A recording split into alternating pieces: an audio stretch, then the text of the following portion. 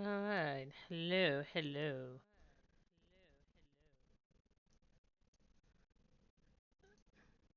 Okay, so don't mind me, guys. I'm just making sure that everything is working. It's been a while since I used OBS, so I'm making sure that all this stuff is. There we go. Okay, cool. Everything's running fine.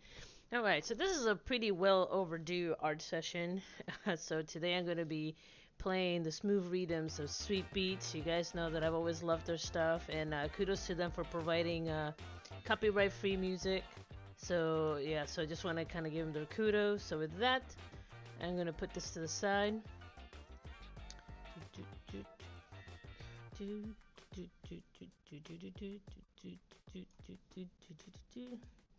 Don't mind me, guys. I'm still waking up. Like, my Sunday has been so funky. Like, this week has just been funky, period. There we go. Okay. So, as you guys know, I've been working on my Hellion Rider comic book for a while. It's taken me over 10 years, not because I didn't want to. It's just for the simple fact that life happens. And so I can only right now, I have a brand new, completely brand new career. And I'm no longer doing a lot of illustration animation full time. I do more of a UX experience, UX research. Just gotta follow the money. At the end of the day, bills don't stop coming, and art is great, but man, is it getting harder and harder every day to survive from just art these days. And anybody who's an artist would tell you full time, they are is no joke. Now, so a lot of people have been asking me about my lighting. This is pretty much some of my panels. This is a completed page. And so a lot of people like how I do some of my lighting and stuff. So I figured today I'm just going to hyper focus on that. So I have a page today that is, I already have the flats laid out. And then I'm going to go ahead and I'm just going to do the color. So you guys know how I have to set up. Let me go ahead and go up here. This is pretty much my edge. You can still see my original pencil line. I don't like doing inks. I don't know why. I'm a huge fan of like Adam Warren. He does this Empower series, and I really love how he keeps his pencil line. It just gives it such a human touch in an era where everything is so digital, as a reminder like, hey, this is done by a person. This is somebody's like skill set, love, passion, everything's in there. Right here, there is another group that I keep separate for the line art for his name is actually Damon. He's like this little screen that she always has next to her, so I'm gonna up to my step, but probably a little bit later. But he's gonna be my light source.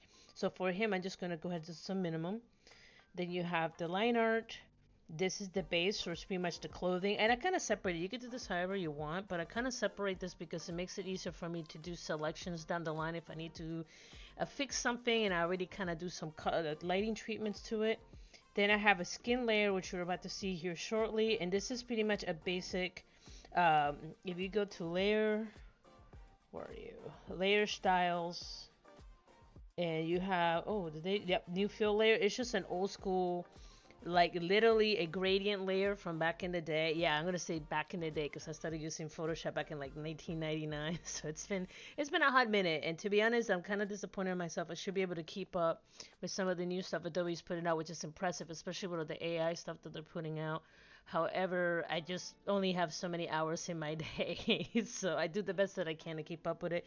But my methods have not quite changed.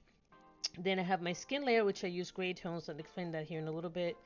Then I have the base, the tent. I'm gonna go back in. So there's the skin, there's the tent, there literally the tent right there. There's the floor, and then there's the background. So this is pretty much my basic setup. I do use the high blue. For me, it's harder for me to constantly focus on like just really bright backgrounds or black. So the blue makes things stand out if I'm missing a hole. So pretty much that's why I have that right there. So for right now, let's start with some basics. I'm gonna go right here. I'm gonna lock up my layer that I don't wanna mess up with. I'm gonna create another layer, and I'm gonna put this one, I'm gonna make it layer yellow.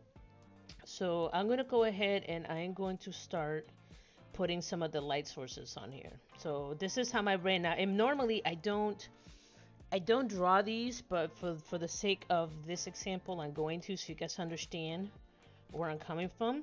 So right here, there's gonna be one light source coming from here, and keep in mind that light goes at 360 degrees unless it's obstructed.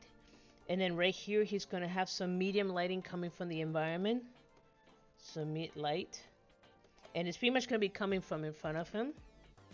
And then right here, he's going to have, so believe it or not, there's actually kind of two light sources here. There's a lamp back here that you can't see because it's off camera. And then there's this.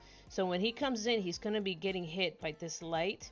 The blue is not going to be too much, but the actual, the white a little bit. And then there's going to be some drop off light back here. And that sounds really crazy right now, but it'll make sense once you guys see it in action. Okay, and again right here, just establishing my light sources. Light source. Light source. And a lot, this will make sense here in a second. Again, light source. Light source. And this is normally done in my head. Keep this in mind. I normally don't highlight these. Light source. Light source.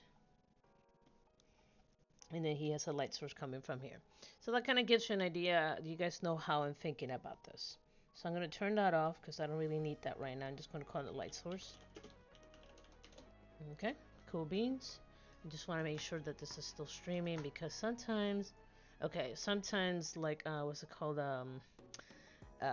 OBS likes to just cut off. So I'm just making sure I'm trying to keep a track of stuff. Okay, so I like to start with the skin. Okay, and for this, first thing I do, I'm going to select my gray layer, hold on control, and I select everything in it. And then I go ahead and do a fill of white. And as you can see, each one of the characters is a gradient, and depending on the shade of gray, it's going to have a different skin tone for them. Alright, then I'm going to grab the skin layer, Control J to duplicate, and then I'm just going to grab these three and I'm going to group them, and I'm going to call it skin. And again, you don't have to do this, you could do it on one layer. This is just me, so I have the ability to go back if I need to. And I'm going to make this green, so that way I know that everything like that is green, and I'm going to save it. Constantly, I know you could do autosave right now, but my brain has gotten, from the years of never having it, I just Control S, like my brain just does it. Okay, so first things first, let's go ahead and start with him. And you can start with a highlight and shadows, and so this is I'm going through, I'm going to see some of this like gunky line. You're going to see me cleaning some of this stuff out, and that's perfectly fine. But I don't want to fully get rid of all the liner. I just want to just clean it out a little bit so it looks better. Okay, so from here, if some of the light source is coming from the front, yes, I'm gonna use dodge and burn. Y'all can make fun of me for this. That's perfectly fine. And in his case, he doesn't have a lot of strong light coming towards him, so it's gonna be a lot softer. Oh, why did it change? Did you change it? I did. I totally did. Because I'm a silly bird. And notice that I'm not going too crazy, because when you don't have a very dominant light sources are actually really soft. And how do I know that? Years of studying art. I know, believe it or not, that is a thing. I did not simply type it into a chat bot and it did it for me.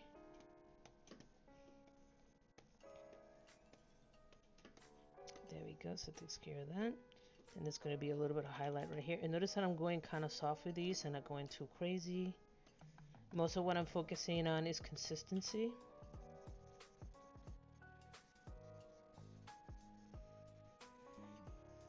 And sometimes you'll continue to clean out some of the stuff you don't want to see as you go through. And like I said, I don't want to get rid of the human element. I like how gritty it looks. And I'm glad that it's actually kind of getting a mainstream look right now, because I kind of got tired of the over sterilized style that you see from computer art. Okay, now I'm going to add some shadows. Remember, there's a shirt there, so there's going to be a little bit of depth, because you have the sleeve is a mask that overlaps the cylinder of your body, and it's gonna pretty much cast a small shadow. On top of that is you're dealing with a cylinder. So that's going to give it a little bit of volume. I'm not going to go too crazy on that. You see how that gives it a little bit more volume there?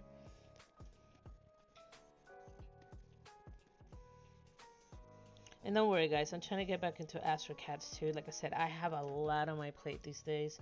I just finished doing a training on UX design, which I already knew how to do, but this way I can say I have a certificate saying that I know how to do it. That took me a couple months. It's supposed to be a 6 months, but it took me about 8 to 10 months, because again, life keeps happening. and it's just part of life. Right here, this is a necklace. Necklace casts a shadow. This right here. You can make this as aggressive as you want. I sometimes try to make mine a little more aggressive than I want to, so I have that contrast. But you see, like it looks like now the shirt is overlapping the skin. And then I'm gonna make this contour the abs. Nothing crazy. Pecs. Okay, right here, the neck. And keep in mind that I'm not going for like the super detail, like Black Sabbath, the artist, man, like kudos to them. It's gorgeous piece. Every page is a gorgeous piece of art. I just don't have the time to do that. So I kind of have to work on stuff whenever I can. And as you can see, I'm kind of going back and forth. But notice how that already has a little bit of depth. So if I turn that off and I go to this, see the difference? It's already some depth to the character.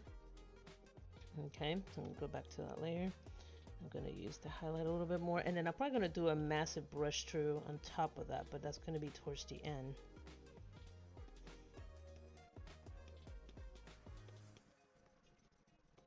And I'm gonna do an over highlight. Now let's go ahead and move to the face. So even though the character it's kind of cartoony looking. I'm a Disney kid. It's so funny. It used to infuriate me when people go, "Oh, it looks like anime." And I'm not gonna lie, I like anime. I watch a lot of anime. I think is in some way has outpaced American storytelling and animation.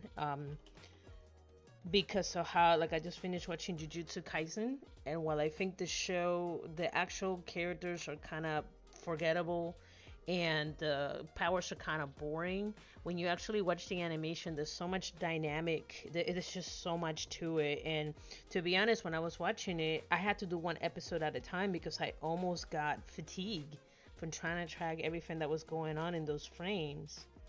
Currently, right now, I'm watching something. Hold on, it's on Netflix. It's the same guy who does One Punch Man. Give me 1 second. Like the fight sequences are getting like right on point. I can tell you in a second. It's called Mob Psycho 100. I still need to go back and watch Dr. Stone. I made it all the way to the New Worlds. This before it got launched, and at the time it wasn't released. So I need to go back now. That it's been a minute, and I can go back and catch up to that show as well. Okay. And keep in mind that in this case, the little bit of lighting is going to be pretty much produced from here. So for right now, I'm just going to leave them like that. And as I continue to build the layers of lighting, it's just going to make a little more sense. So for right now, not to worry about getting this on the spot immediately. But I am going to let myself know that most of the lighting, at least the strongest lighting, is going to be coming from this tent here by just doing that little indication again. Before, after. It's got a little more volume to it. And it looks kind of flat now, but that's perfectly fine. Alright, let's head over to her. And again, most of the light source is coming from this direction. If you remember this, she has a light source coming right here, which is really predominant. That will be the blue. And then she also has an additional light in the room as well. So let's start with just doing some basic stuff.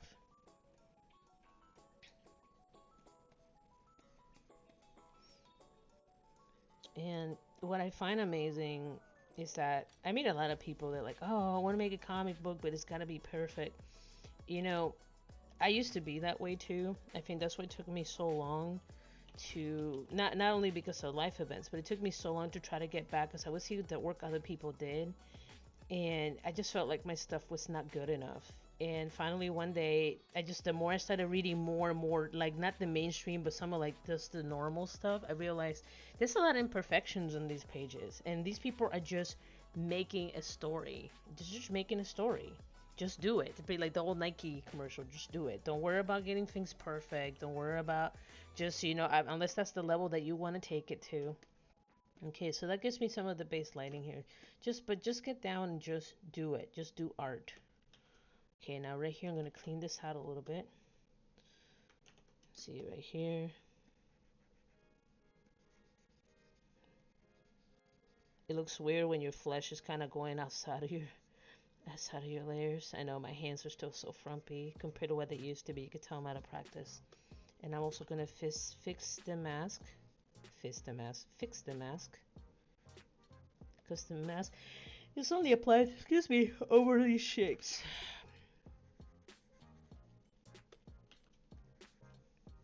And there we go. And I still want to go here. Some of this line art I want to clean out. Look at that, it's so gunky. And again, it's because what happens here, the reason why I end up with like these gunky lines is because my pencil starts dulling out. I actually draw these in Bristol board. Like these are hand-drawn Bristol board things. If you look at some of the older videos, you can see me drawing some of these pages.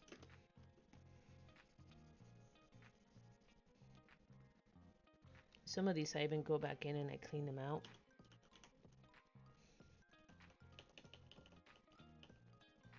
As I go. There we go. Shift. The alignment.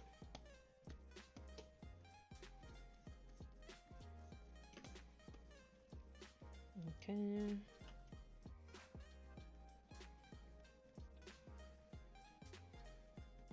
And so some of this I clean out as I'm going through the pages because I want to make sure the information is nice and clean. Well, at least as cleanish as possible due to the medium. Okay, so that to me looks a little better. Looks a little cleaner. Okay. The gunk, so I don't want the gunk distracting from what the viewer gets to see.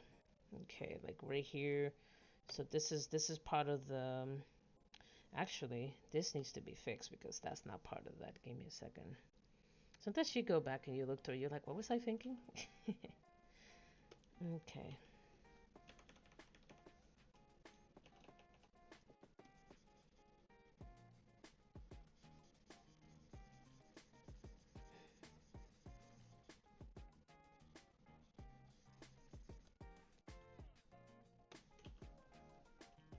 And mistakes will happen.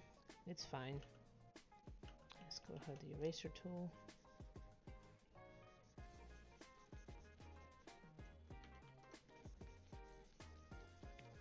There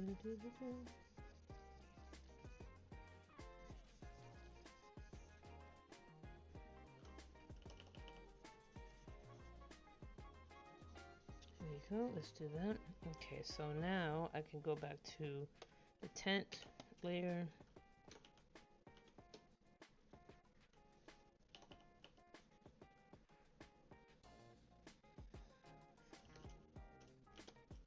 Oh, what is that? Oh, I just need the paint bucket, bro.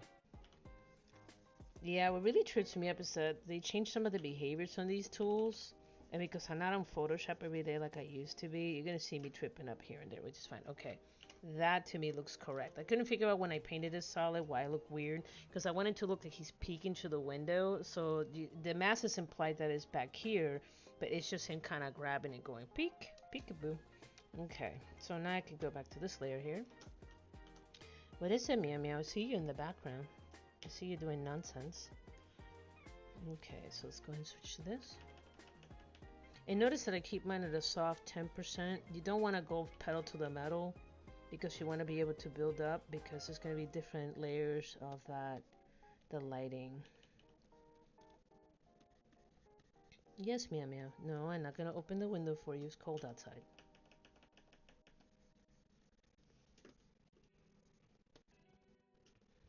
Again, just kind of soften it out.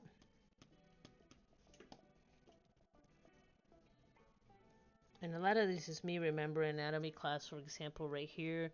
You got, this is the volume here, that's that, and then so you have mainly three balls you think about. It's this ball here, the ball here, and then the ball here. So that's what I'm doing right there. You can go more detail if you want to, but if you go going too much detail, it kind of it just makes it too much, unless that's the style you're going for. There you go, takes care of that.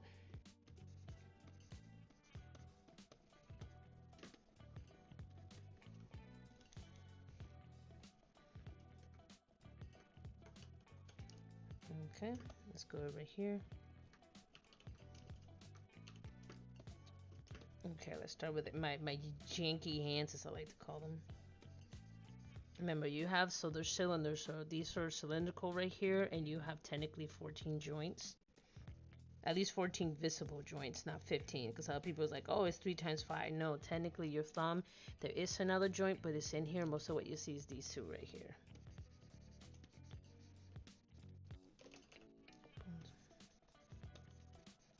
Just trying to keep track of those masses, where they're located. Because you saw the sides that, remember, it's like planes. So you have, so if he's grasping through, and the light's coming from this direction, this is going to be exposed primarily. So you got 1, 2, and then whatever's curving inward right here. So this is going to be kind of going into the shadows. But the one planes that are getting more into the light, getting direct light, that's going to be more highlighted.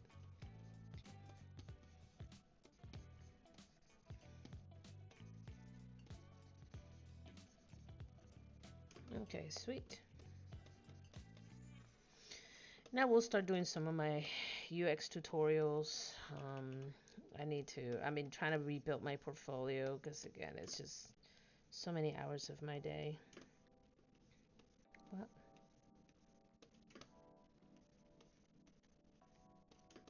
Because remember, you want to show that these are overlapping masses.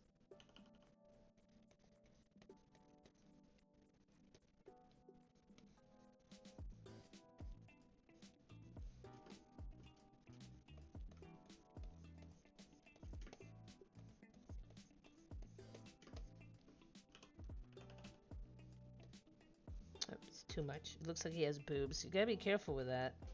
If your brush is too big. Guys do have pecs, but they don't have square boobies. As they like to say.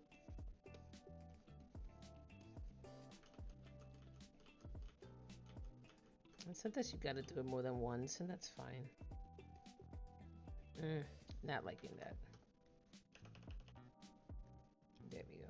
I say it's just basic contouring. And like I said, I'll go back and I'll fix it, and I'll fix it, and I'll fix it. It's not a big deal. It's digital. Learn how to forgive yourself. Control C is the most powerful tool in the world. And it kind of sucks because you get used to doing it on digital, and then you try to go to your traditional sketchbook. You're like, oh no, it ain't real. I can't Control C in this universe.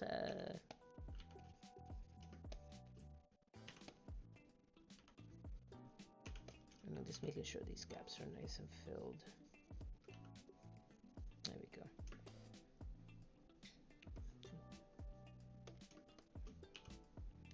Okay, so let's go back a little bit. Showing so a little bit of the in-depth right here. Nothing too crazy, just these are mostly implied masses.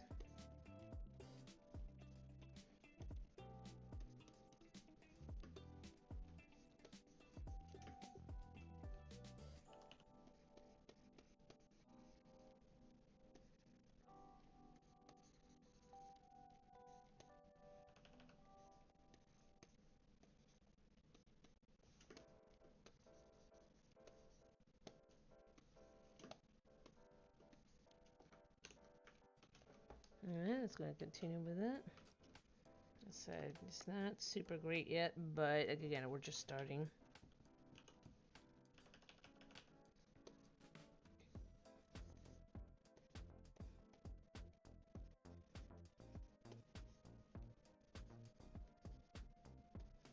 Oh, these hands make me so sad.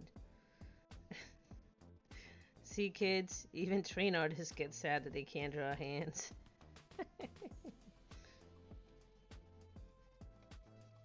Okay, because he's coming in, technically he's like 3/4 view, so the light source is coming from mostly here. This is going to be mostly in light and a mid-tone, and back here it's going to be darker. That's where this kind of ear can drop off, so it gives it like a sense of depth to there. Okay.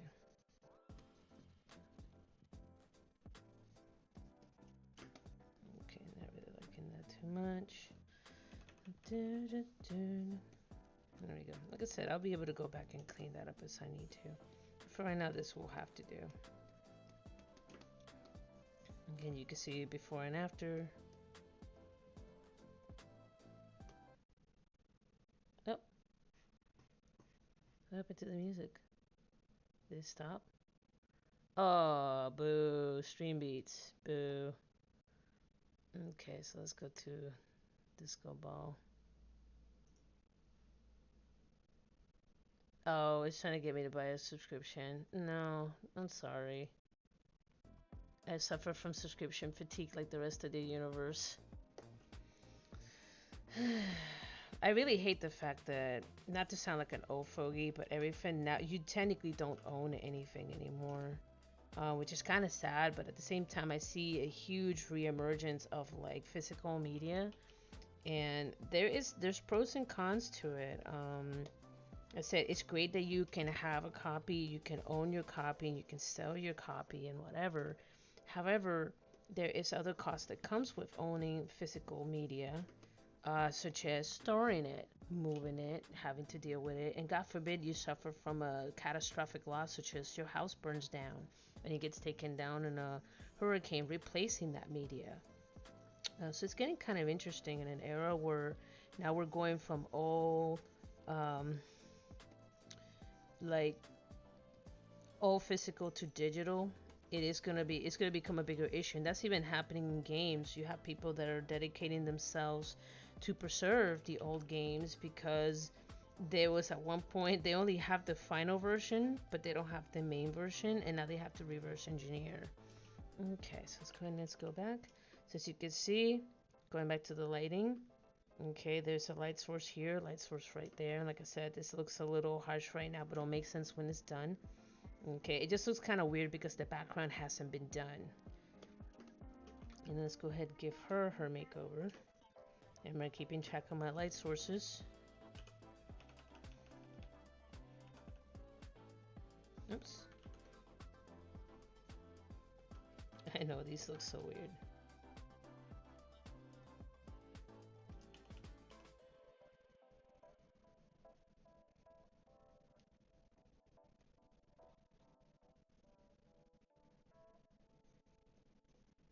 Not perfect, but good enough.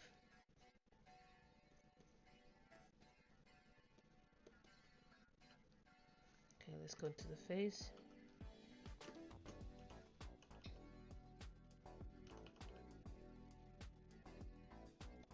Remember, you have the bridge of your nose, you have this right here, the nostril, you got the side view, the front view, and the other side view.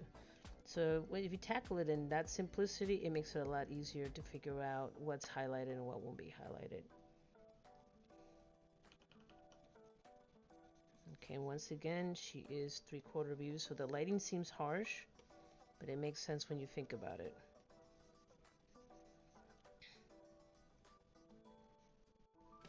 Yeah, dynamic lighting makes a huge difference on your how the mood of the scene is. And a lot of people seem really scared to push those boundaries. And I was like, dude, Control Z goes a long way. Just push the boundaries and it gives it a more an aesthetically pleasing view. Like it feels like there's some weight to the characters when you tend to do more dynamic lighting. At least for me it does. Everybody's different. There. So you see now it looks like she's in a room. She's getting hit by two light sources that are coming from this side. In her case would be her left side. So you can see the before and after. Pretty big difference. You can see some mass volume in there, especially right here, the curvature of the cheek, right here with the nose, the lips on this side. Notice that the other side is not highlighted yet. Okay, so continue from there. Let's go over to him. I gotta do some cleanup on the base here. What was I thinking? Like I said, some of these I'll continue to clean until I'm done with the page. Not expect it to be, I don't want it to be clean, but I want it to be clean-ish enough.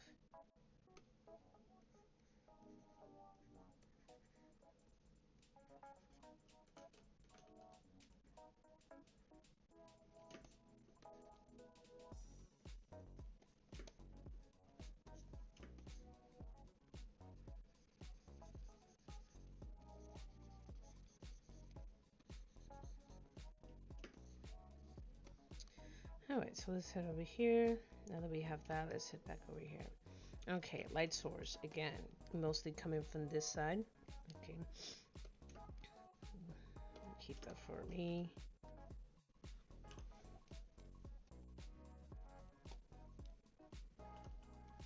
Oops, wrong one. There we go. Shift O helps you cycle between your... Oh, save. Haven't saved in a minute. Whoopsie. In this case, most of the side, because he's 3/4, so one side's going to be more exposed to light than the other because you want to give the illusion that the shirt's wrapping around. So right here, this side's going to be a little more in shadow, this side's going to be more in highlight. Excuse me. If he goes with this arm. And keep in mind that because they're in a tent, lighter surfaces tend to bounce light, so it won't be fully in the dark on this side, but it'll be a little darker than this side over here. And I think I've spoken about that before.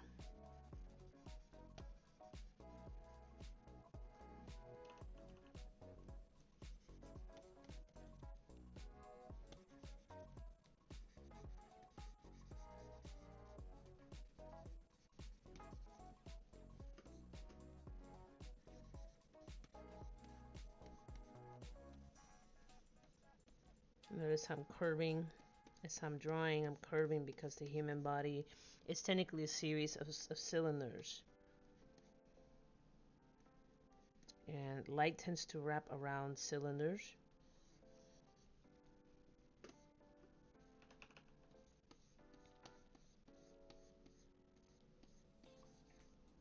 Okay, so right here, so I'm darkening up. Look what's happening. So what I'm going to do, I'm going to grab this. I'm going to grab the smudge tool. And I'm going to push this back so that way I'm not manually going back into Photoshop and like trying to paint it on this layer. And then I got to make sure that the color, you see my mask, it adds the color over that.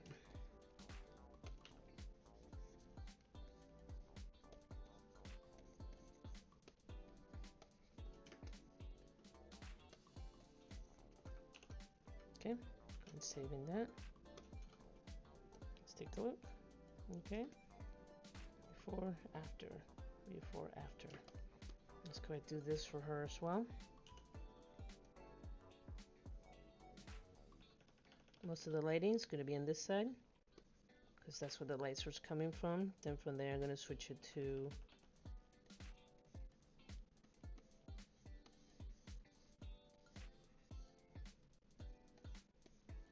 and notice I'm darkening it, but I'm not going too crazy. Over here I still want to have just a glimmer of highlight because again the lights do bounce. There we go. There we go. So it looks like now she's sitting and the light source is coming from this direction, that direction. Alright, let's go back over here. Alright, excuse me, I need a swig of water. Ah, really delicious.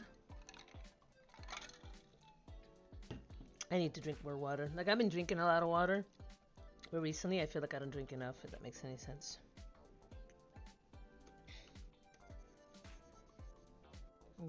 Look at these sad fingers, Jesus Christ. Back to art school with you, young lady.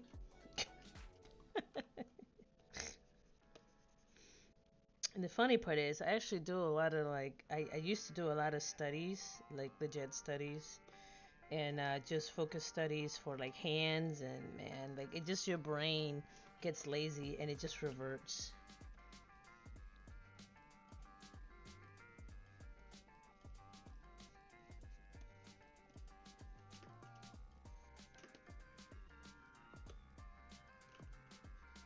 Just clean this out.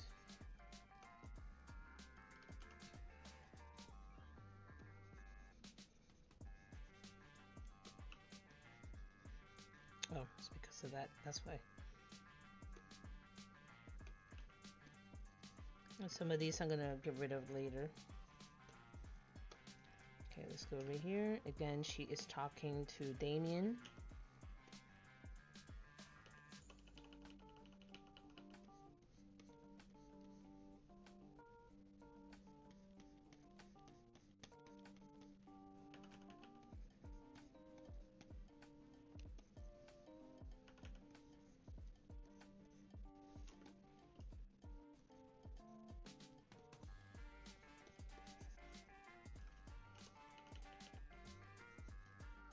Some of these I had to like reconstruct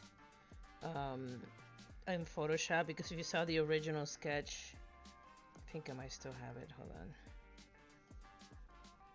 Yeah, see, there's the original sketch. And it's because like my pencil gets so dulled out, I can't get the fine details. So that's a fix it and post problem, if that makes any sense.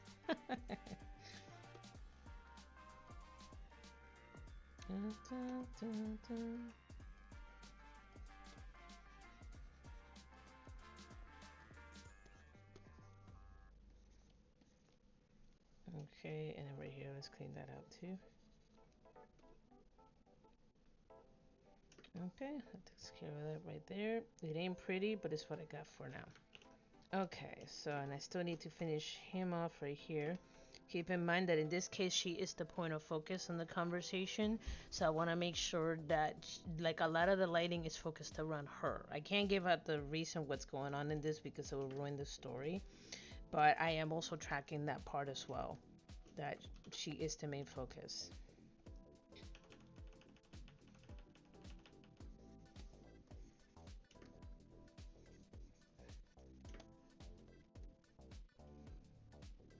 So there's going to be some harsher light, but it's not going to be too crazy.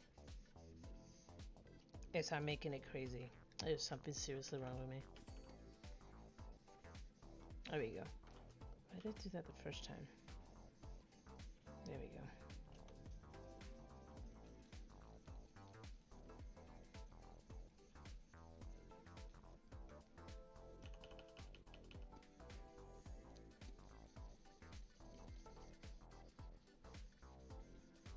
I'm trying to give it more dramatic lighting here.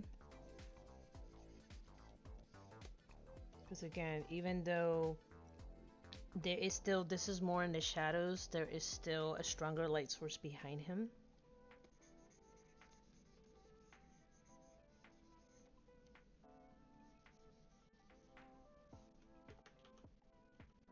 Oops, not what I wanted to do. You'll make mistakes, like I said, it's Control Z. Control C, you'll become your best friend. Let's give this chain some weight by adding shadow to that. There we go. You're definitely in the shadows.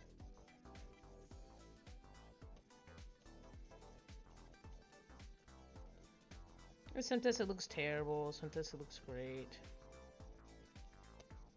Just have the confidence to try. See, I think that might be a little too extreme on the face, so let's go ahead and let's pull back a little bit on that.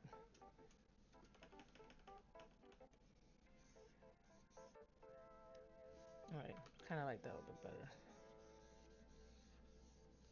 So notice that if I do it there, I have to do it to the other part so it makes sense. Okay, I'm gonna make this. And literally, some of it is just me doing trial and error. Anybody that tells you they get it on the first round, they're either really experienced or they're just like that overconfident. There we go. But you see how that looks like. There's the main light source coming from here. You have him looking back, you know, some resentment going on there. There's still some light source coming from this direction. So, but the main focus is still coming on her. It's part of the flow of the panel. She's the main focus. You see the nice curvature here, indicating the arm pushes you to this direction. Same thing goes for the eyes, push you this direction. And then right here, the fact that this is blocked in with just the shade makes her the main point of focus. It's something that you learn on storytelling. And I'm not going to say that I claim to be a guru by any means of the imagination. There are people that are way, way, way, way, way more talented than me. Not because that I discredit my skill set. It's just that there's always somebody that's better than you. And like I said, for me, I've gone from doing this full-time to part-time, mostly on my own time. I don't do freelancing as much these days. I'm working on work balance very heavily these days. I worked really hard in my earlier career, and I'm at the point where I need to finally take some time to myself and try to catch up to other life events that people have gone through. Some focus on family and focusing on my well-being, like sleeping. I know, what a concept, right? Okay. Stuff like that. Okay.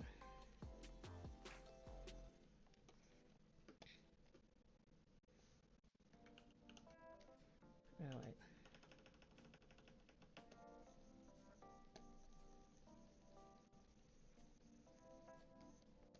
And notice that there's kind of like a drop off here.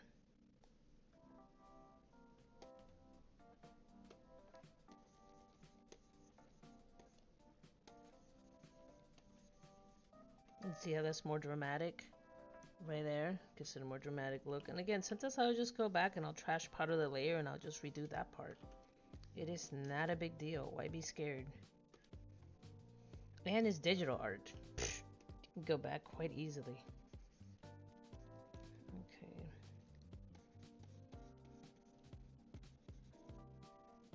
Okay. Alright, kind of shows that he's kind of not like, not, I don't want to say sneaking about, but he is kind of walked into something. Let's go ahead and push this in a little bit. Okay, this right here, let's go ahead and work on this. No, oh, come on, Anna. Brain. I swear my brain works.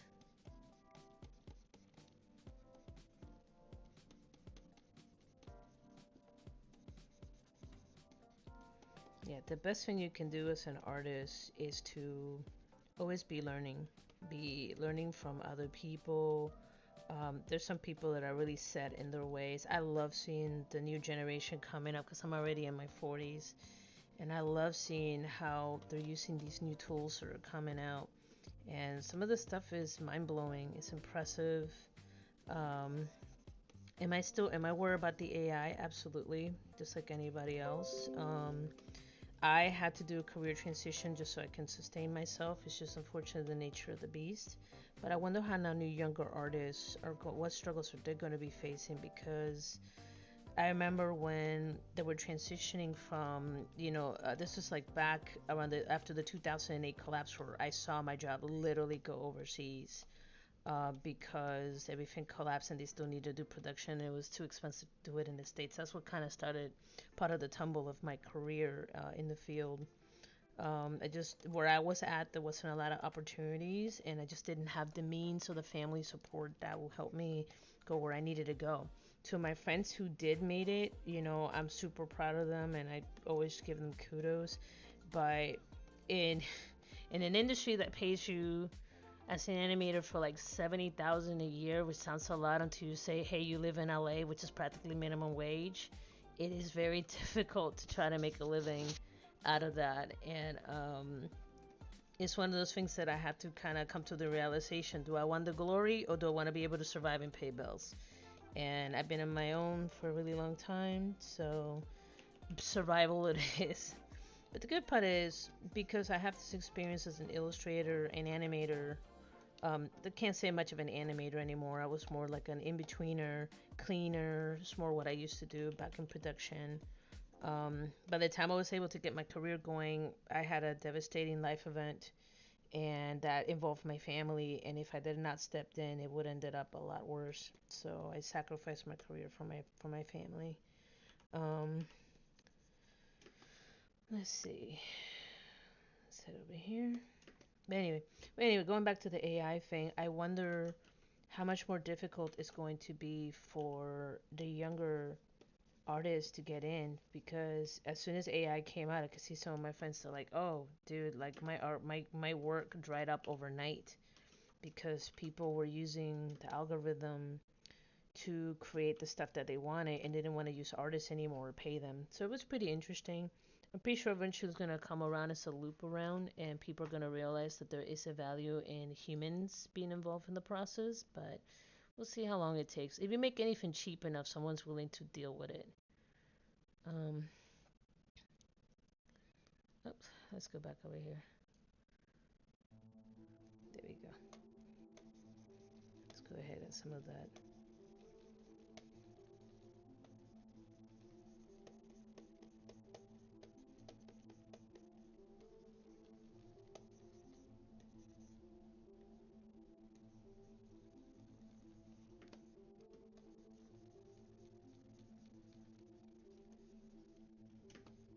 There we go.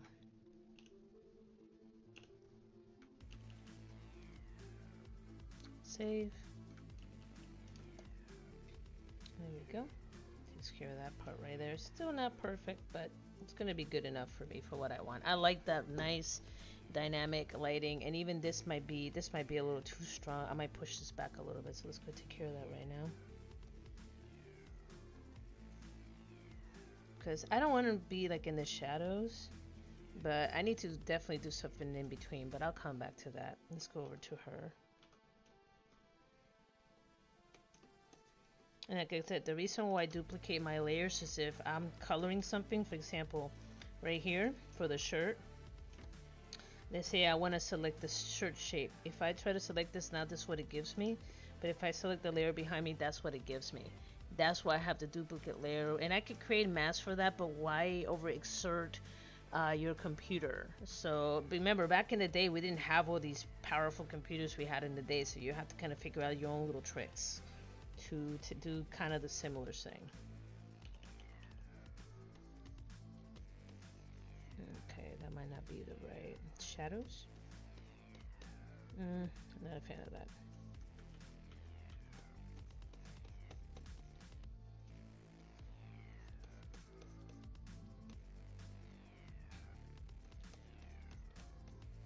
And depending on what color you're using, you're gonna be bouncing back between some of these.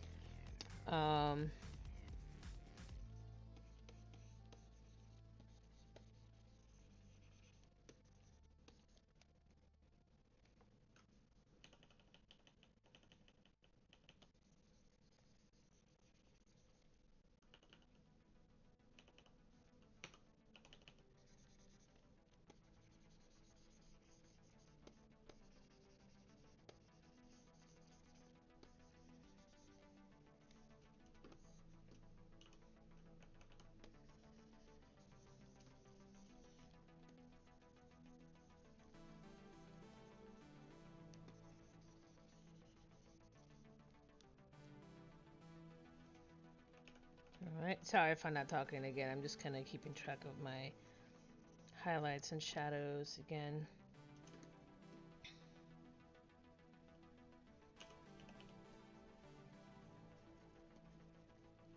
And the closer the person or the item, the surface is to the light source, which in this case will be this, the stronger or the hotter that highlight's gonna be. The further away it goes, you start getting more of a drop off. And even down here, I'm gonna say this won't be as excessive because it's curved down and pushed down, and the light source is towards the middle of the bed. So that will be a gross over exaggeration. But for right now, this will have to do. Okay, so let's see what we got so far. Okay, not so bad. Okay, let's head over here to him again.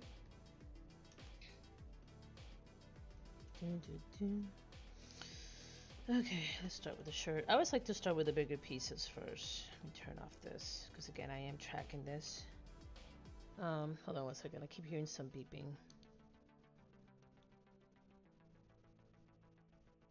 Making sure I'm not losing anything. Nope, still good.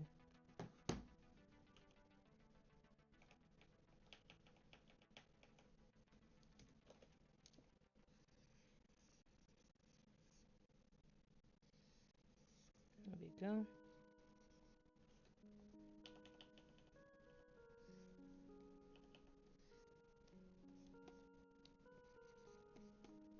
Remember, the light source is coming from the room, so it's going to be coming kind of from the front. That's pretty much what's happening there. And I normally try to do all the highlights in one shot. Right here, he's got facial hair. Facial hair, even though it's more coarse, it has the, excuse the expression, has the consistency of pubes. It does, it really does. You ever feel somebody's beard? It's really coarse. It's not like your hair. Hey, Meow Meow. Who's that? Is that Twinkles or Serafina? That's Serafina. You got food. Why are you looking at me like I don't feed you? Cats, right? Okay. So that gives me the base. I can go here and I can add a little more detail. So this is the edge of the sunglasses. Clearly that's going to be highlighted. If you've ever seen any plastic, the rims always pick up the highlight.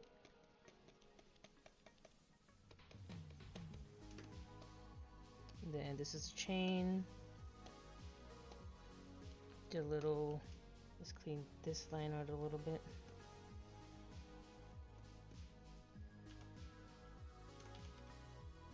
And then let's go ahead and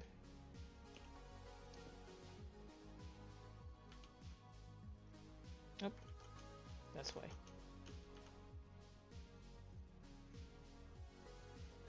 Let's redraw that a little bit.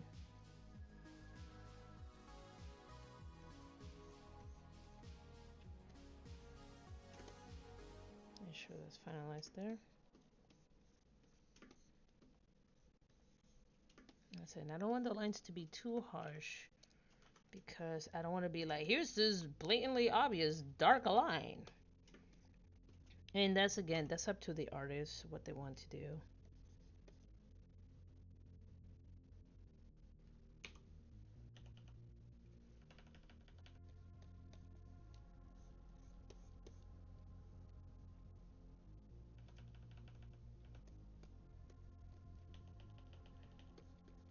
there we go. So it gets me that. Highlights there. Okay, let's start adding some of the shadows, shall we? Yeah, it's funny because people make fun of, are you using highlights and dodge and burn? Yeah, I've been using dodge and burn for like forever. Are there any new techniques? Absolutely. Do I want to? No, not really. I started a comic book in this art style and I'm going to try to finish it in this art style.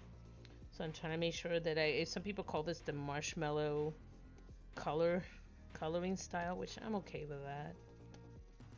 But it's what I like. It's what I'm more comfortable with, and because I've been using this style for so long, it forces me to focus on the actual dimensions of the page versus trying to focus on new techniques. So this is something that expedites my process. And to be honest, a lot of the new techniques that they're using, if I have to like kind of backtrace or like kind of go backwards in the software for, I don't know what would be a reason these days, but back in the day there were certain filters. If you used anything too new, you couldn't use it in older software, and depending if you were in a studio that had a newer or an older piece of equipment, that was a big deal. But now that they moved to subscriptions, lo and behold, that doesn't seem to be as much of a problem because it updates depending on where you're at. Okay.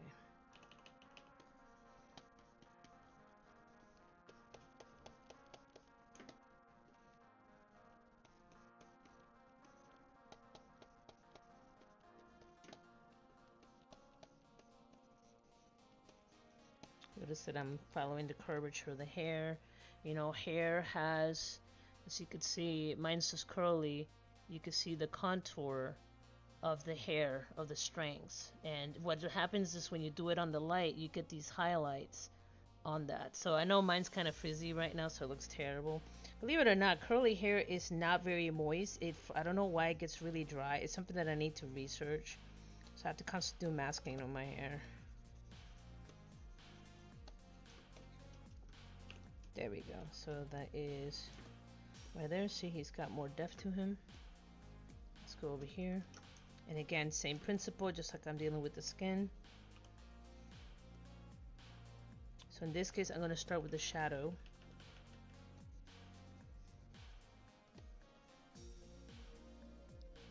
Why is it doing that?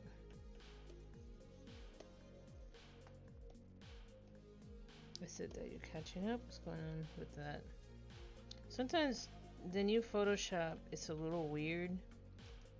It doesn't... There we go.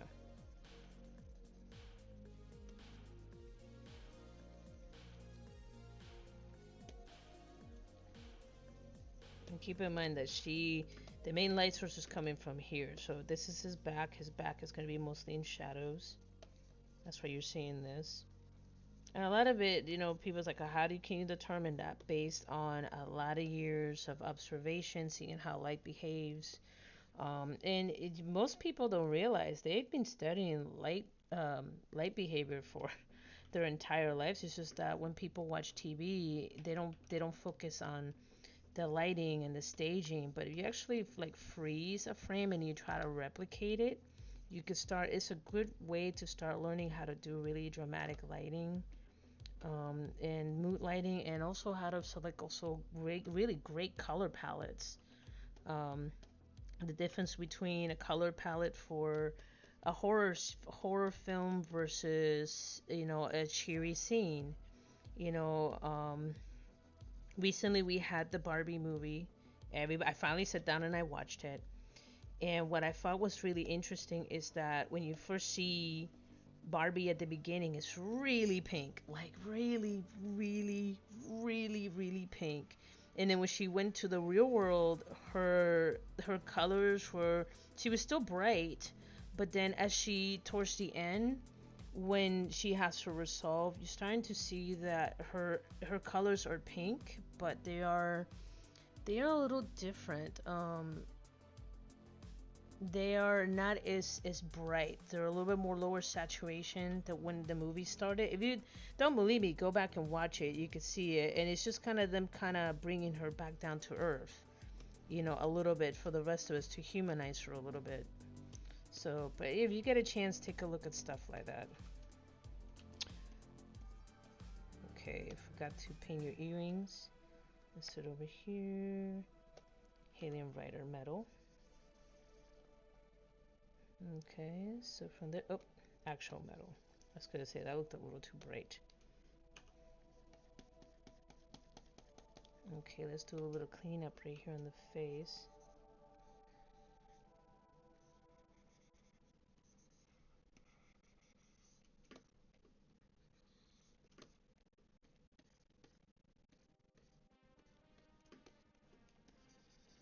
That's it. I'm gonna be perfect, but you don't want clunkiness distracting your audience.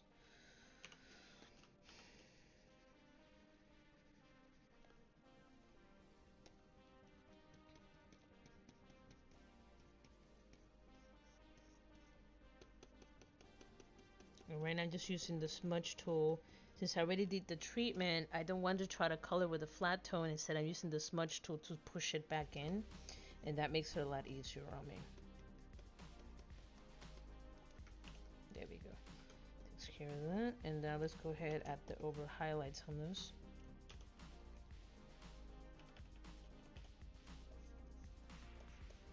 So again, it's a shirt.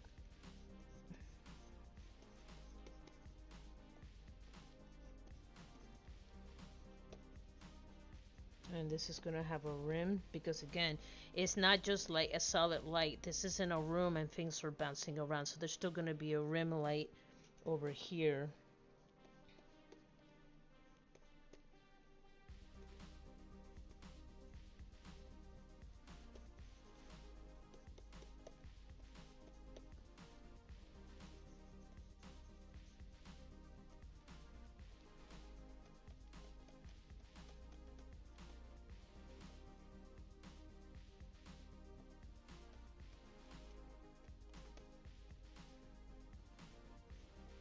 Okay, so he is pretty much for the most part he is done.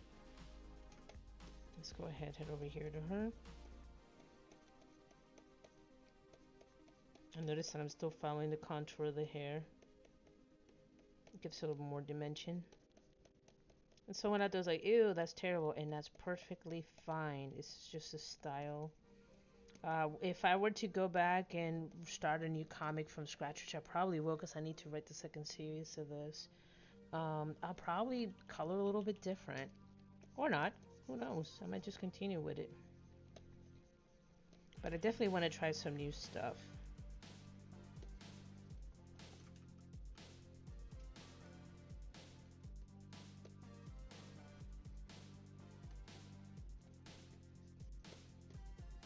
Ugh, I don't like that.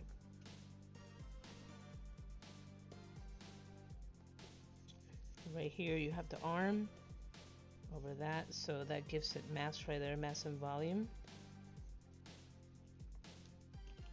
Same thing, if I just have this hair free floating here and I didn't put the shadow, it just makes it look like it has no mass, no weight. Because even here, even though my hair is like I have a lot of lights on. There's still a faint shadow that's kind of showed right here, showing that this thing has mass and volume, and it does have the ability to cast a shadow.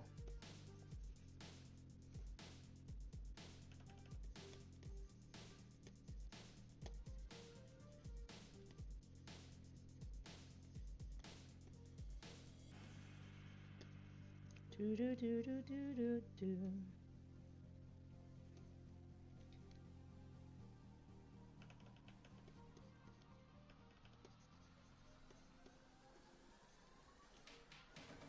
That's a lot for those jeans. Just one.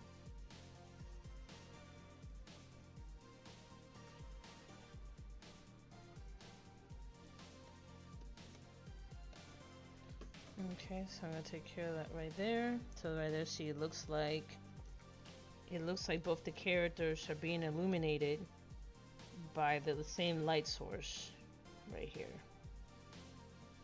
Oops, wrong one.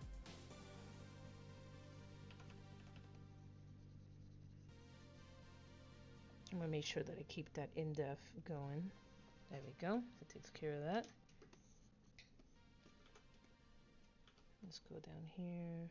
Again, similar rules as before. Do do do do do do do.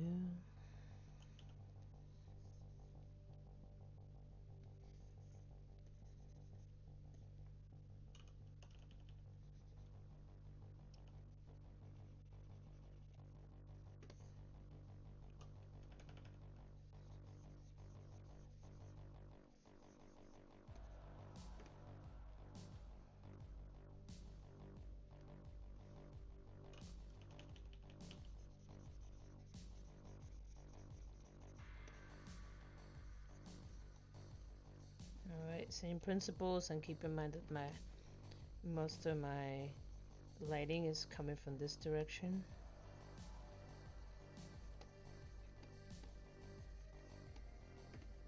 So nothing too crazy because this is like very minimal detail in this situation.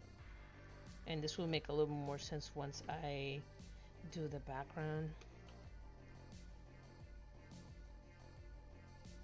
Do a little bit of cleanup right there.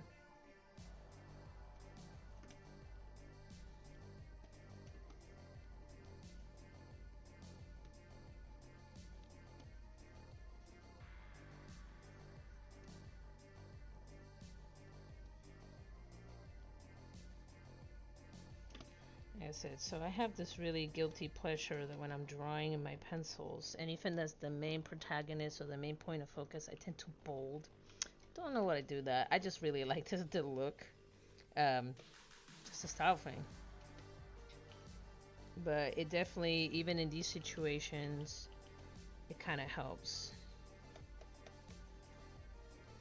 Again, there's light bouncing everywhere. Doesn't mean that he is.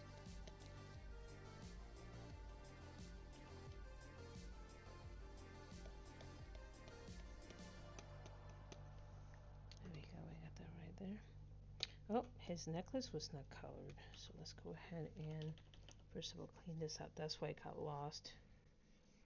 So it was just a little too. Well, it happens, not a big deal. Simply go in, do that, and then let's go ahead and switch to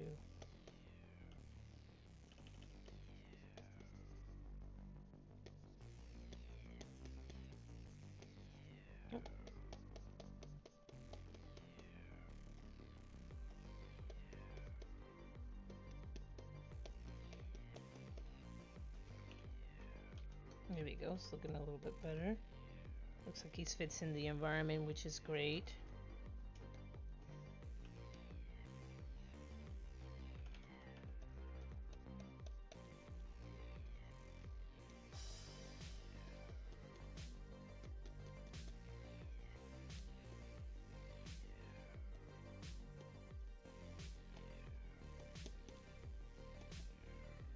There we go. Alright, let's head over here.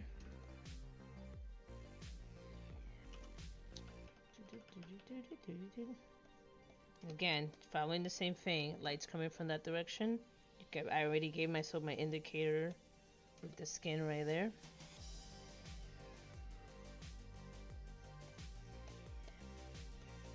And as the surface goes around, so right here is going to be, the highlights are going to be stronger, and as it's curving around the head, you're going to see more of like less heavier highlights because it's going around the head. But the side that's getting hit the most, that's going to have the most highlights.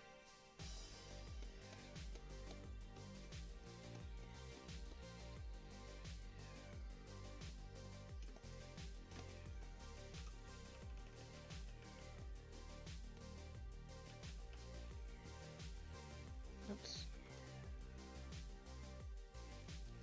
Okay, I'm trying to be careful because this one right here, if I'm not too careful with it, it could get carried away. Plus, I don't want to give her too many back rolls. Just being honest.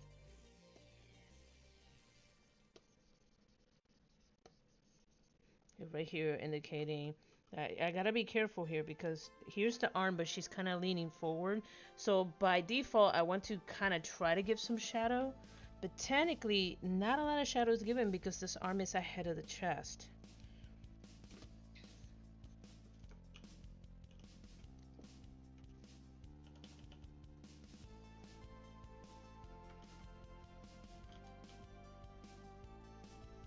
Big base one.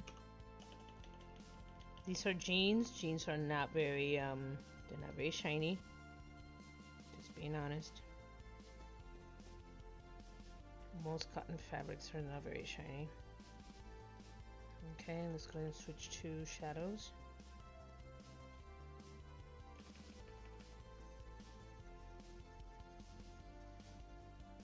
Ugh, not a fan of that.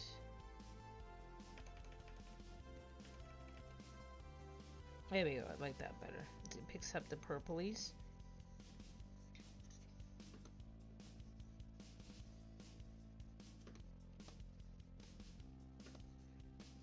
Okay, so right there looks a lot better. Then let's go ahead and define this a little bit.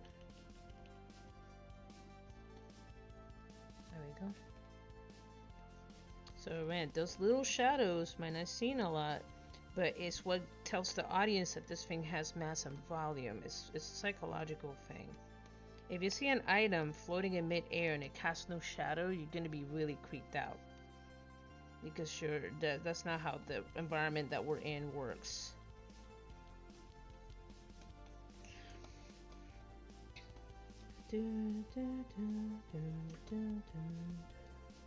Okay, so there she is. So then let's go ahead and pull out. You can see both of them being affected by the light source is coming from the left side. As I said, nothing too crazy so far, but it's gonna get there. Okay, so let's head over here.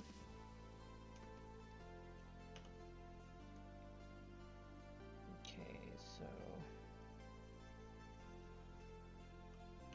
and some of these, again, they're not, because they're smaller, there's not going to be a lot of detail. It's just going to be a lot of implied stuff, which is fine. I feel like I'm watching Laserhawk. Anybody who saw that with Rayman on Netflix? That was unique. It wasn't bad. It was just different. Definitely different. I'm always welcome to different storylines as long as it's got a good story. And that one I'm still on the fence. Like I said, it was entertaining to watch.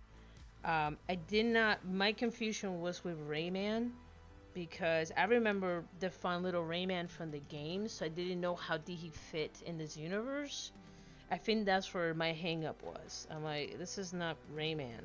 So, but again, it could be me being an old fogey going, back in my day, this is not how Rayman was. So that could be a situation of that. Okay, so let's go ahead over here. Some water.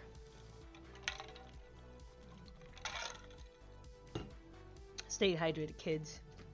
Even when you sketch. Hydration's important. And no, soda does not count. Okay, and again, I'm tracking most of the light sources coming right here to be more impactful. And then even back here, because remember, this is one mass, two mass, and then this mass is overlapping this mass. So this arm is not covering this back here. There we go. There we go. Now let's go ahead and change it to shadows.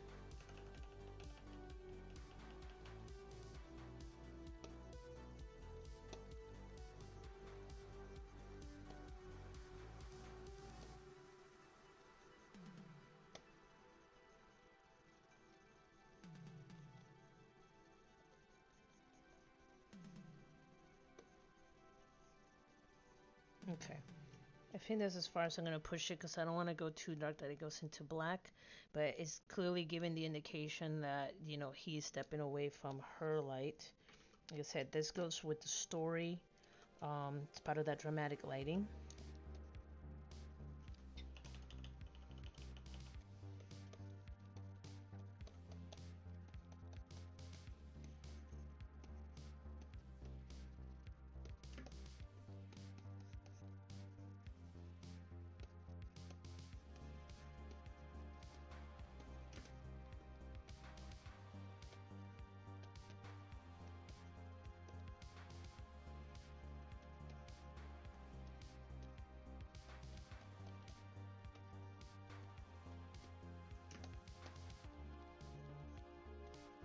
Just refining.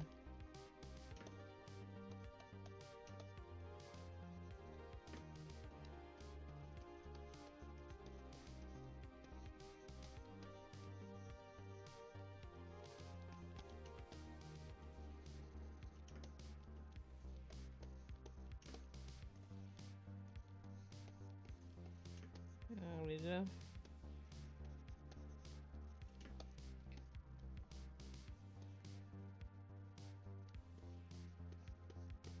And even though the chain might not have a lot of reflection, I still like to keep that chain. There we go. Takes care of that.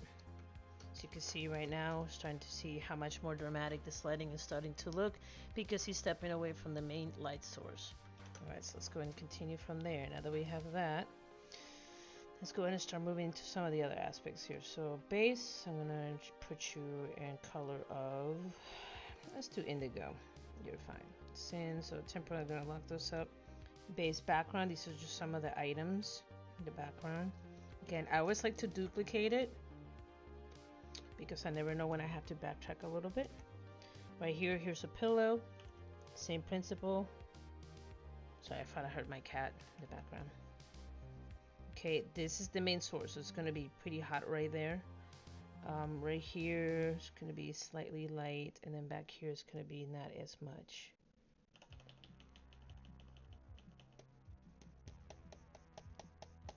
And keep in mind that she's in the shadow. It's going to be kind of orangey, and I'm okay with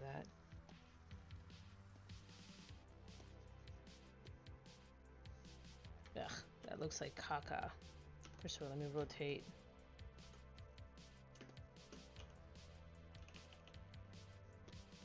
So this shows that so technically the bed is made out of like these boxes, and it's just like a sheet over it.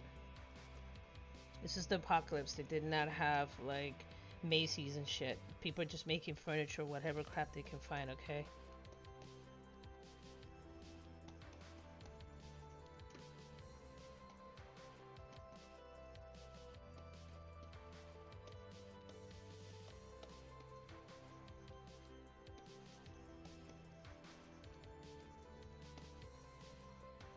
And right now, by me doing this, I'm trying to give the illusion that these, you know, if you ever see like sheets, they don't quite like hang on their own. Let me go back to the base. There we go.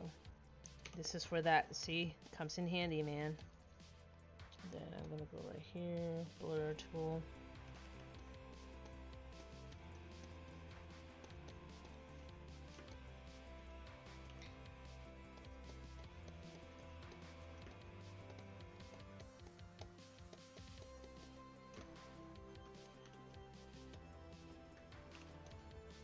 Let's take a look what we got right here. See, so it looks like she's sitting on some fitted sheets, nothing too crazy. Okay, like I said, not to worry about this part right here at the bottom yet. Okay, what do we got? This layer. Boxes. Okay.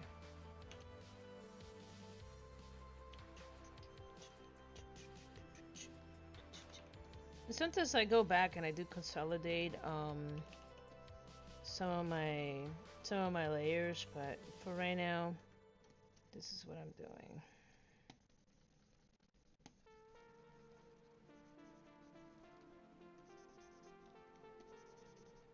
Is it beautiful? No, absolutely not.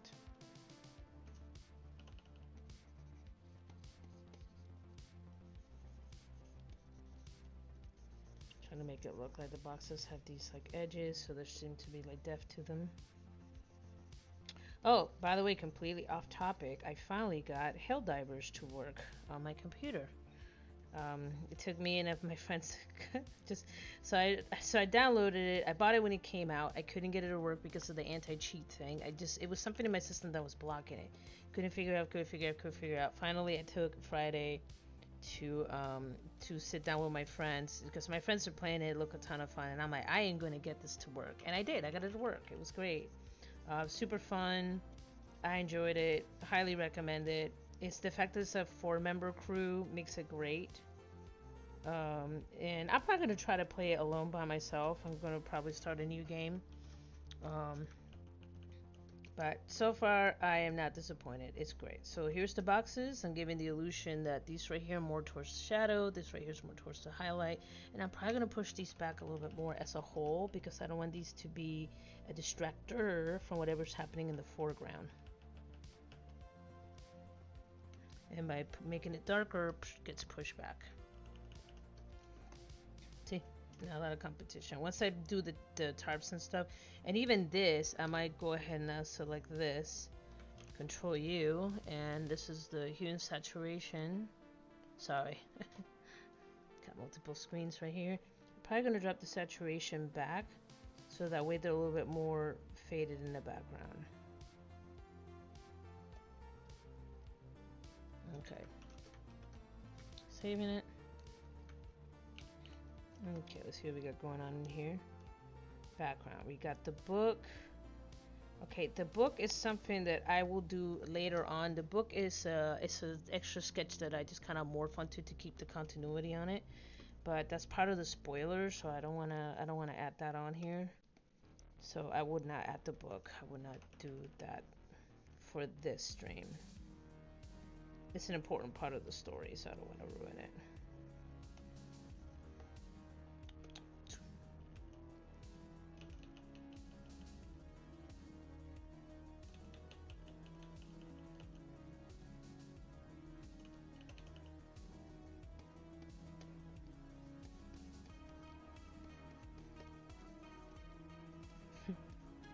I feel like I'm about to go into a boss fight. Do.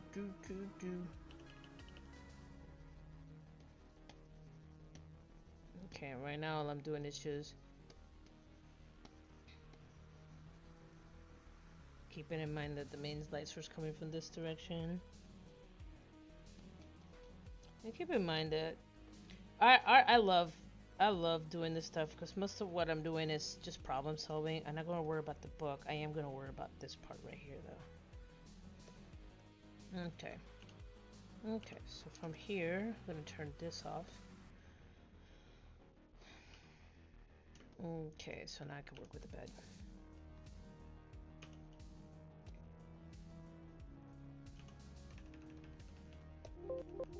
Oops. Oh. Yes. Sorry.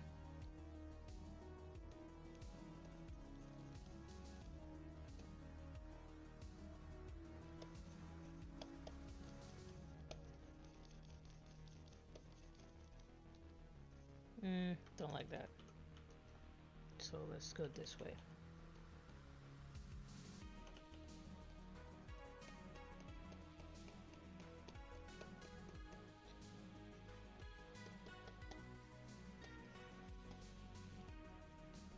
And now keep in mind she is her body of mass. So if the light is coming from this direction, her body's gonna cast a shadow in this direction. It looks kind of orangey, but that's perfectly fine. And let's go ahead and do some of these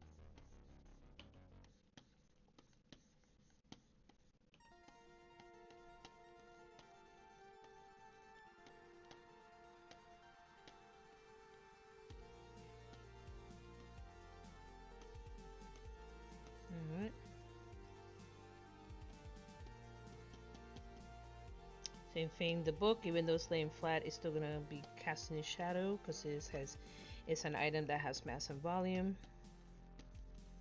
Like I said, I'm not looking for perfection here. I just want to get the illusion that this is it's a sheet. It is not straight. It is the apocalypse. People don't make their bed in their apocalypse. I'm just saying. And I'm gonna stick to my guns to that.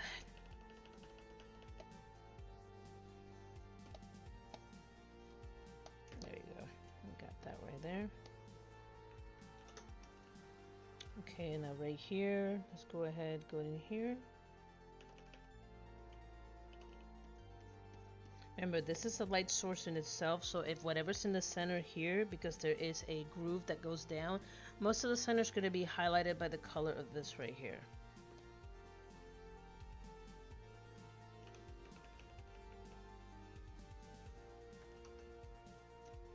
And this is just going to be a little bit, like I said, there is a lamp, but it's off panel. I think I got too lazy to draw it, I ain't gonna lie. After that, I just forgot about it, which is also a really honest truth. Okay, so let's go and take a look at that. See, it looks like she's sitting on a bed, even though it's kind of like a silky orange. I might have to tone that back. So, but for right now, let's just go with it. We're just rolling. Okay, let's head over here, do the same thing. Like I said, I'm not worried about the book right now because the book is something I'll add later on when I'm on my own.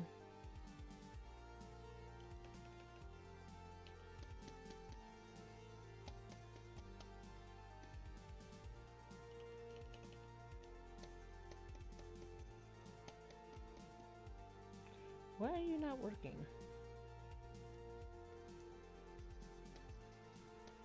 Weird. Okay. Why are you not working?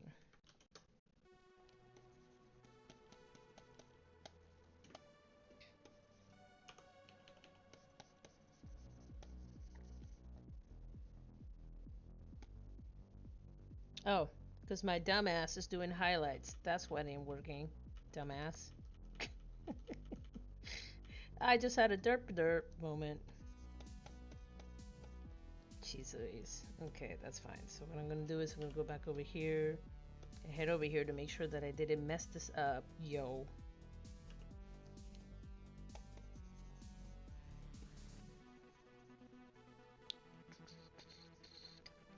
Why is it not the same hue? Should be the same hue.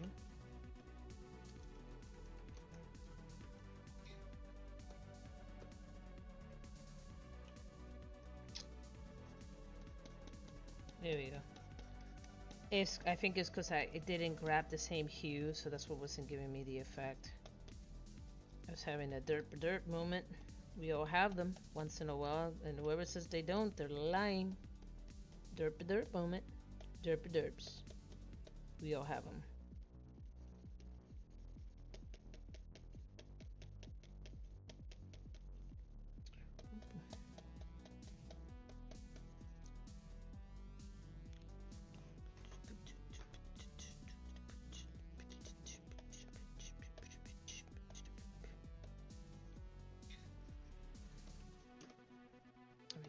Takes care of that right there. Because it's beautiful? Absolutely not.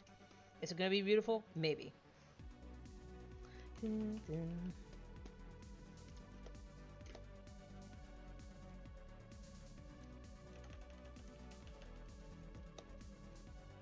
There we go. In this area here, I have to push it back because this is a light source right here. So it should not have as much of a shadow around that area. Okay, stop box. Yep, box included.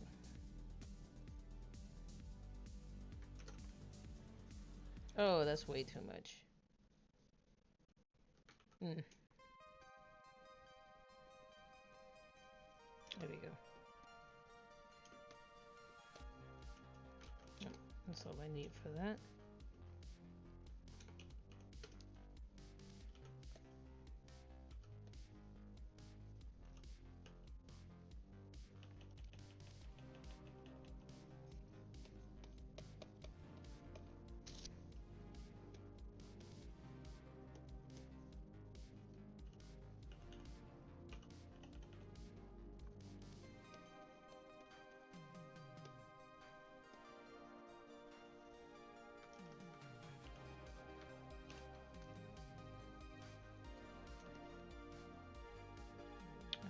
that's gonna take care of that.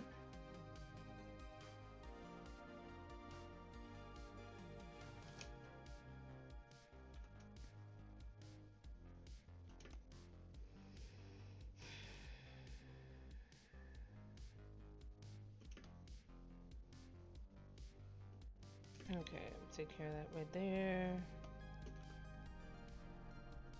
Okay, I think that's as much I'm gonna mess with this right now. And keep in mind that I keep my background simple because, one, like I said, I don't have a lot of time to work on stuff these days. But mostly, oh, excuse me. Mostly because I've seen some comic books where like the backgrounds are amazing, but then the storyline is just a snooze. Did that backwards again. So I try to make sure that I focus on the story as best as I can. Because let's be honest, most people just look at a panel for like 5 seconds and then they're like, yep, that was nice. Again, that's also my personal preference.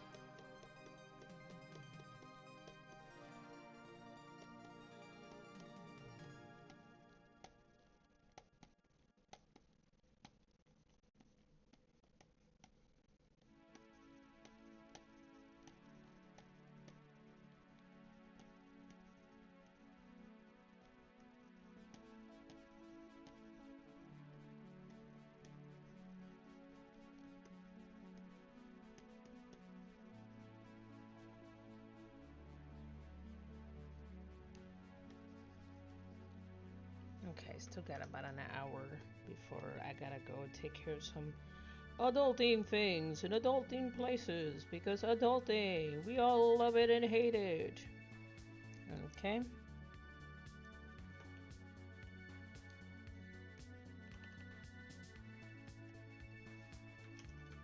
There we go. Oh, no. Ugh, sorry. Wow, I am just failing at this. There we go. Jesus. There we go. So you can see now they're trying to get more weight into the room and certain things. Okay. For this example, because I need to go into Damien's, I'm just gonna simply use a square as a point of reference for right now.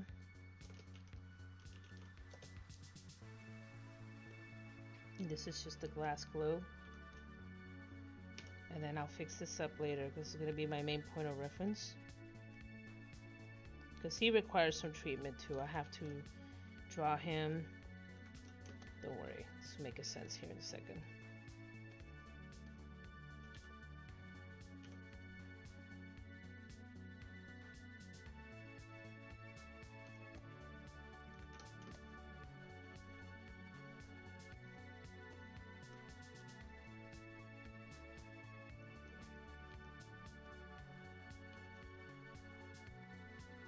Come on. Escape key. There we go.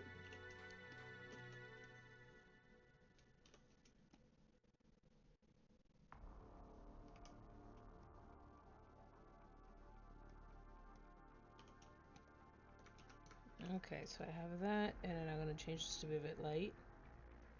Okay, again, so it's just kind of gave me the point of reference of where the blue is. So like I said, this requires a whole level of cleanup and stuff that I have not done, but I just kind of want to show them most of the room setup since I get a lot of questions about this. Okay, so put this BG stuff. Now let's go to the tent. Okay, so this is going to be like a make it or break it situation right here. Okay, so I'm mostly going for this type of look. Okay. Okay, first of all, this right here is going to be pushed back even further, so the detail won't be as much as the one here. However, this is coming into the room, so there's going to be a little more detail. Remember, objects that are closer to you are going to be more defined versus objects that are further away, mostly because that's an environmental thing. Literally, your atmosphere has particles in it of like, you know, air, pollen, dirt, it genuinely changes how clear you see the environment. If you don't believe me, look at atmospheric like situations like in Mexico, like the air of the big city between the air of like out in the country is such a night and day difference, because in the city you have a lot of cars and vehicles and things emitting stuff into the air, and you can see that the atmosphere is more opaque. There's like a it's really weird to describe. Like I've lived out like in the suburbs and have to drive to the city for part of my life, and you can always tell when you're getting close because like you see the distance, it looks like a smug, and it's really hard to describe. There we go. So that gives it, see, there we go. Looks like fabric. Said that part is not the main focus of this. I am going to, however, so I don't bleed into the next panel. I'm going to secure this area.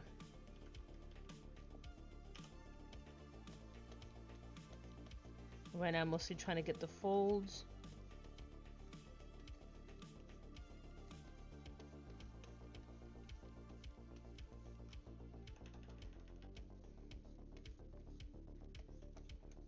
Oh, that's on me. I'm going to turn that off.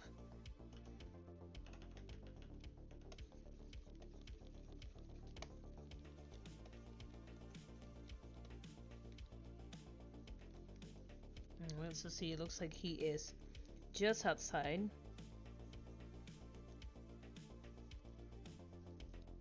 Okay, then from here I'm also gonna go ahead and I'm gonna add a little bit of a drop shadow because he is a person. He does cast a shadow. Remember, the light is coming kind of from like forward but to the side of him. That's it. Is this perfect? Hell no.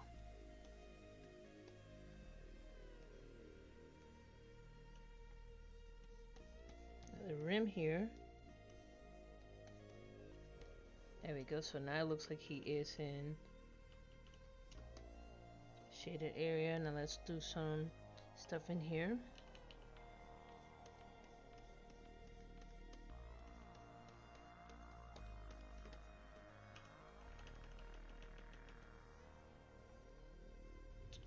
Okay.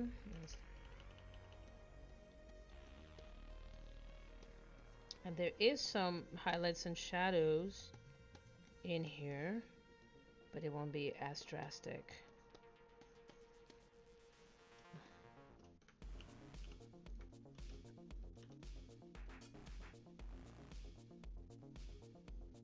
And this way I'm isolating that part from this side.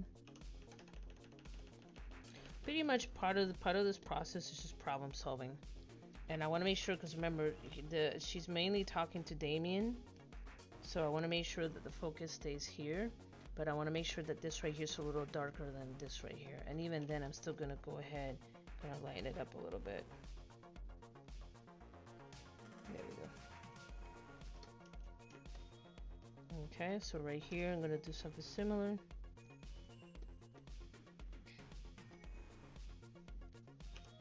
This one only affect the back stuff.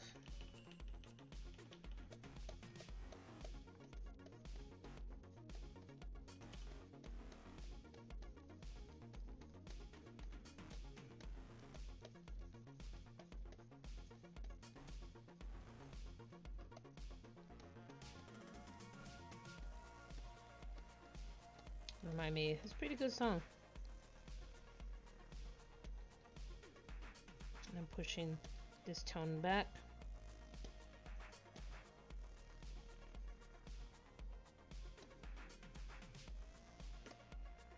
Okay, and I'm probably gonna do this. I'm gonna drop the saturation because again, I don't want it competing with what's in the foreground.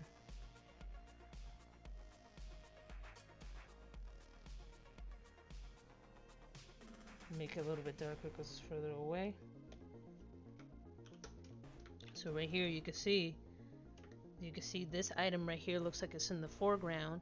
Because it is in the foreground, it's the items that are getting affected by the light, and these items that are further away, by lowering down the saturation, making it darker, and pushing it further back into the back. That's pretty much what I'm doing right there. Okay. So over here. Let's start with some of the basic stuff. And keep in mind that I've slowed down. I mean, I used to be a lot faster than this. I used to be able to draw about a page and a half per day, almost 2 pages per day. And I'm talking 11 by 17, like not the 11 to 17, the Bristol board, the actual full size. Again, I just have to slow down because life, and I now have a different career.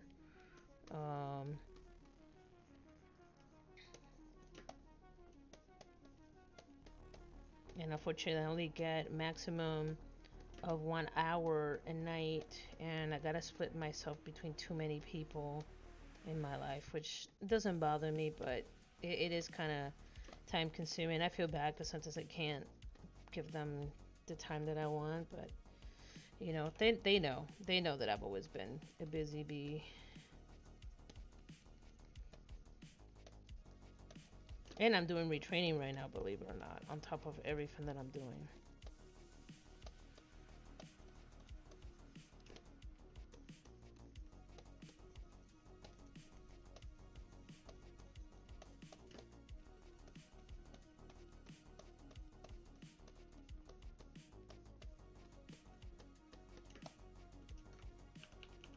Okay, so we have the basics now.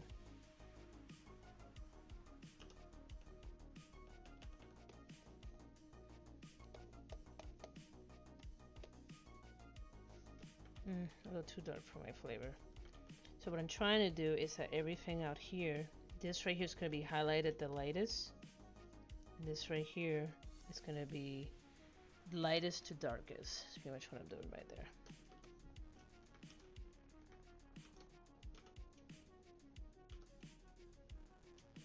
I'm going to collapse this because I'm not using that right now.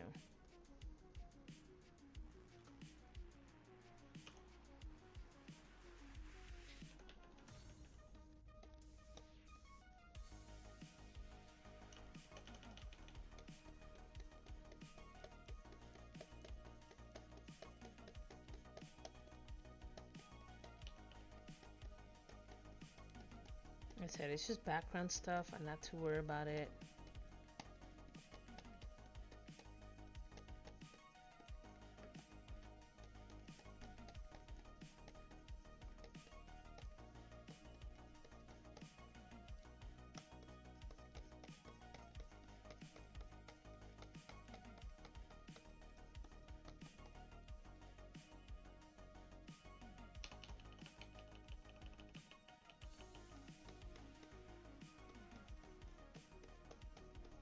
Sorry, not saying very much because this is just me just doing, as I like to call it, background fluff.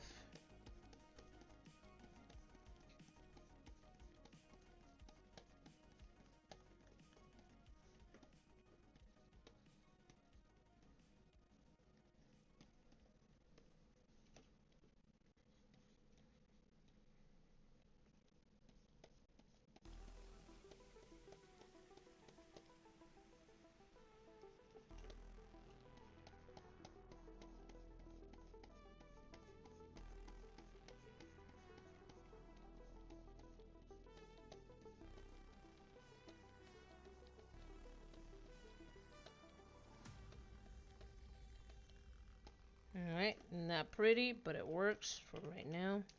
Again, I'm gonna go ahead and go with a bigger brush.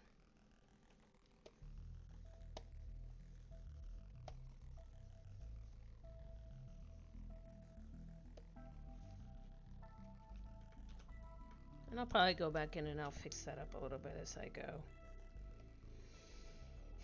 And then for right now, let's go ahead and go back to this. But you can see how now, like, the lighting is starting to make sense. And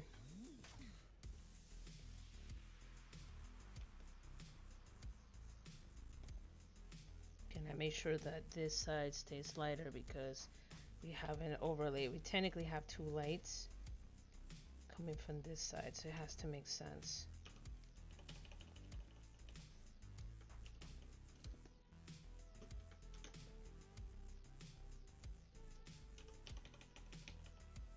Okay, let's go ahead and select this.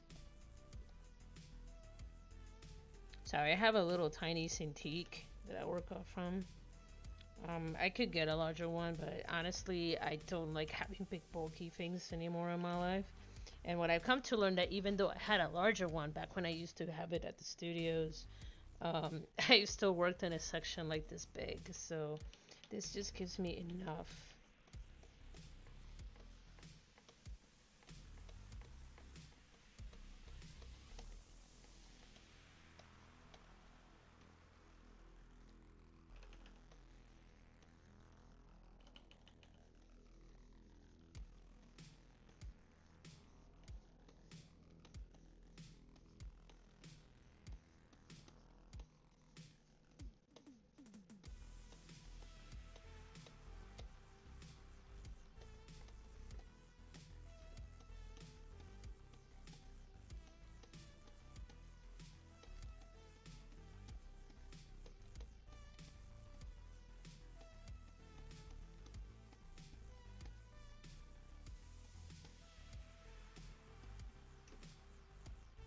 And then from here, go back to the lasso tool, and I'm going to remove this section.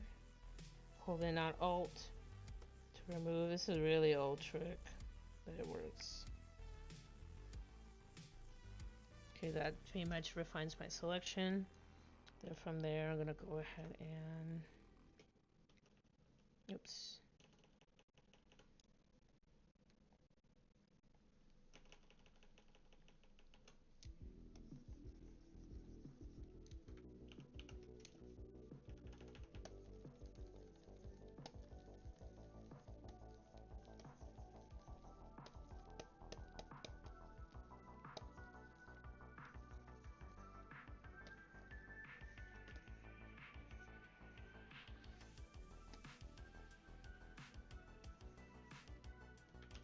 Again, she is the main focus right here.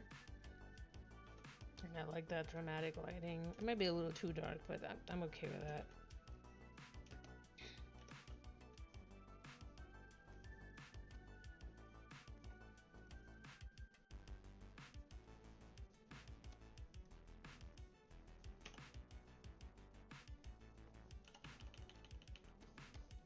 Nope, nope.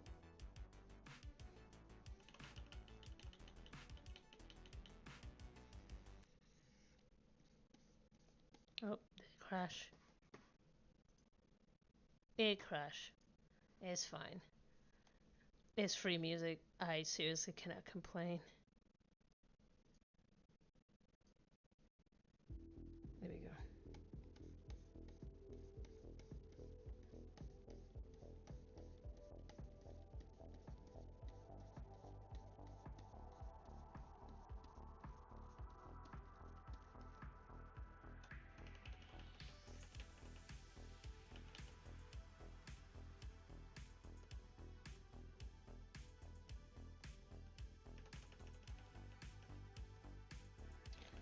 Alright.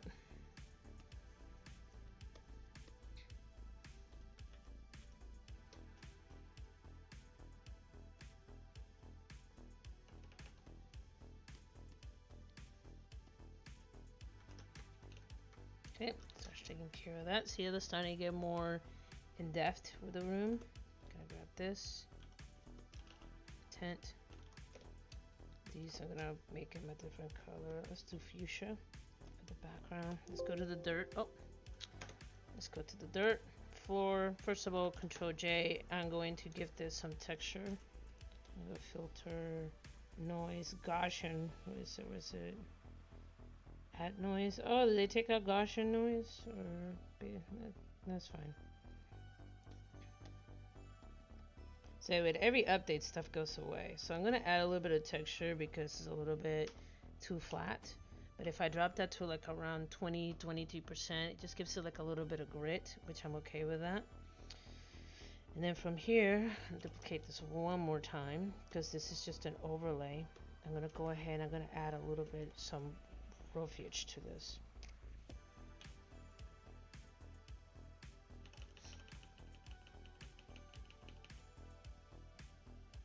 And I'm gonna drop this down to like 10%. See, so it looks like it's dirt. It's dirt. It's not like stable thing. It's got like weird patches and stuff. Even when you clear it out, it's never really quite. It's never really quite flat.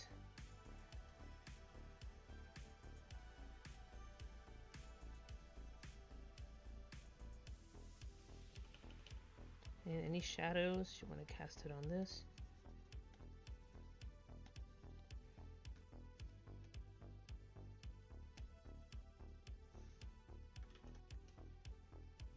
Nice soft penumbra there.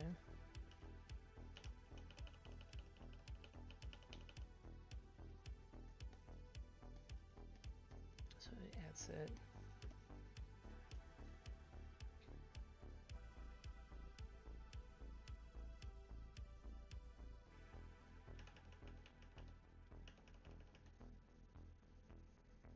Now right here, because he's going right through the door, there is light emanating from the room.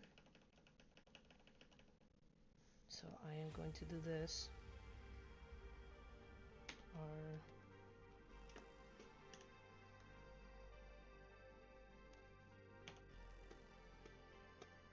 See, makes it look like there's lighting coming from that door outside, cementing that this is a three-dimensional world.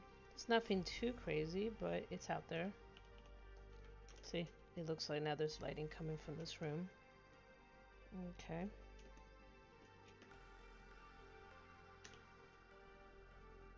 Oops.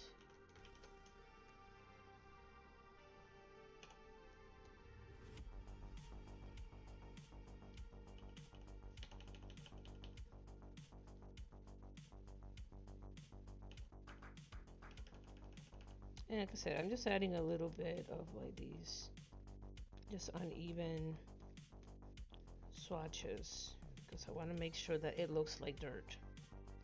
Nothing too crazy, don't overthink it.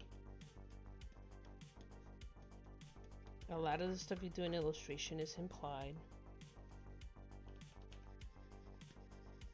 Obviously there's going to be a shadow from the bed, shadow from the chair.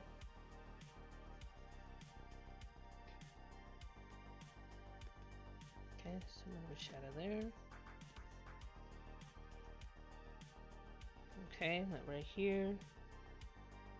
Oh, might be good if I actually let it go. That might be nice, you know. Save. What time is it? Okay, still good. Still got plenty of time.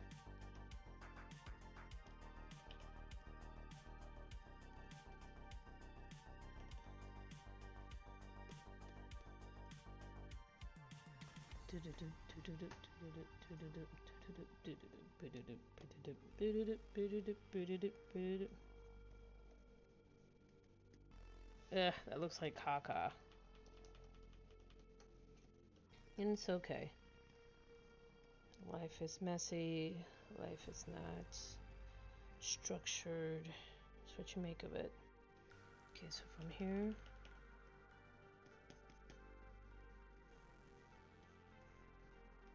Then from here, what I need to do is kind of smudge this out because it's never really quite a straight line, but it looks like it's just kind of dropping off into the background. There we go, kind of like that.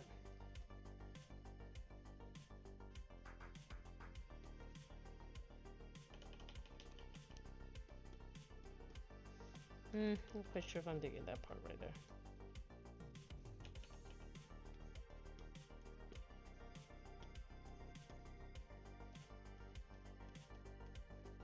But there is going to be some shadow coming from him.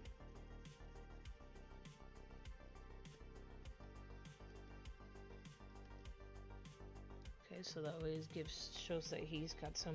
And notice that I'm keeping track of if here's the light sources coming out, and this is kind of coming back right here. His shadow is going to fall within this angle over here, and that's another lesson for another day, trying to specify. And in this case, technically, there would be two shadows, sort of, because there's one shadow coming from this and then another one coming from another light.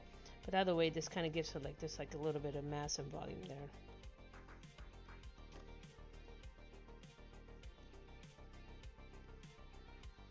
I'm not digging that.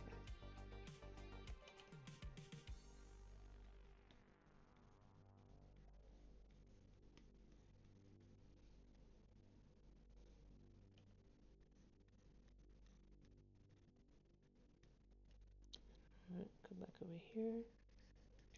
Just cast the shadow. She cast the shadow, but see, by putting that shadow there, it looks like it's got some volume and it's interacting with the floor.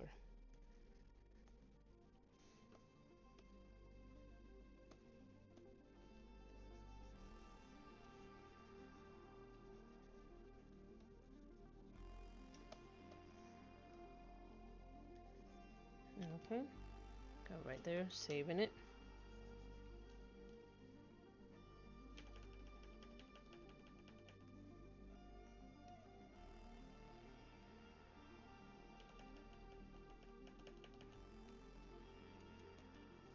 Okay, so let's take a look.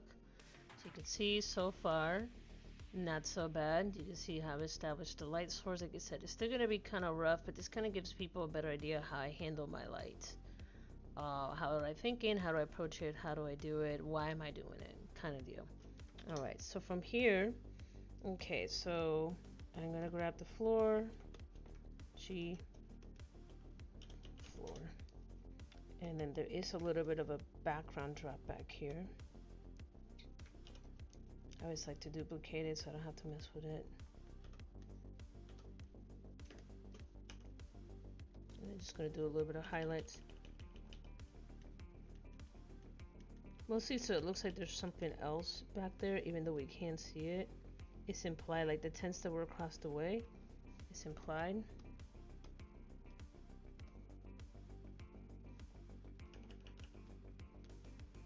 Right here, what I'm doing is I'm implying that there's other light sources, but it's like have you ever been to like a campground, like at night, like it's dark but you can still see kind of like just very faint glows.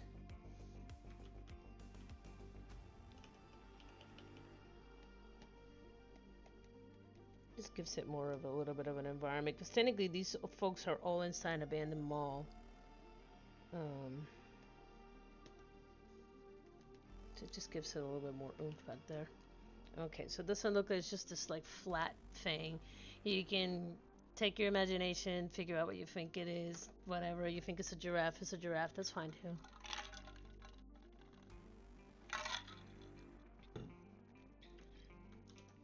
Okay. So I'm gonna call this sky, even though I know it's not a sky. I select every from my background, I group them. Background stuff. And if I mistypo, make fun of me. I don't care. Magenta.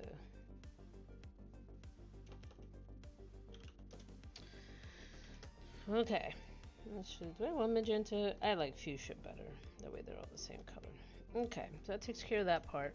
And the next thing is going to be going back to the light source and trying to detail a little bit better. In this case, it's going to be the blue. I don't need this layer anymore, so I'm going to get rid of that. I'm going to lock this layer so I don't josh with it. Bop, bop, bop. Okay, and now from here, I need to start by starting my glows. So I'm going to call this, create a folder, I'm going to call this blue glows. And the first thing I'm going to start is by opening back up my vivid light and create myself a mask or a selection. I'm gonna use the, now this is the only thing that I hate about the new Photoshop. I haven't taken the time to see if I can turn this off. Back in the day, I used to do gradient, it would be just a gradient. Now what it does is it creates this like mask, and I hate that because now I have to do like double, quadruple the work. Let me see, what was I doing? What did I use? I know Vivid Light's what I use on the screens. But let me go back to this one, Glow Overlay. That's what I used over here. There we go.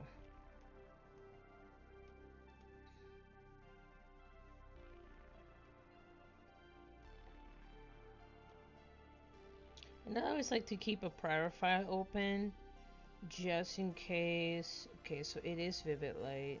I need to do a reference like I'm doing right now.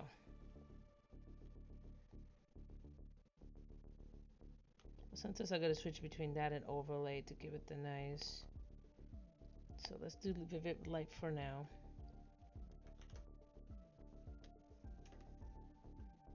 So that's with and without. It seems really minute, but it does make a difference, trust me.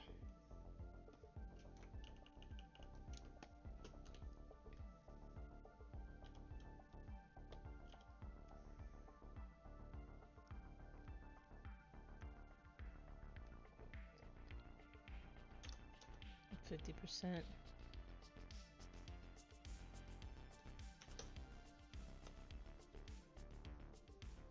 Don't know why it's not picking up the blue.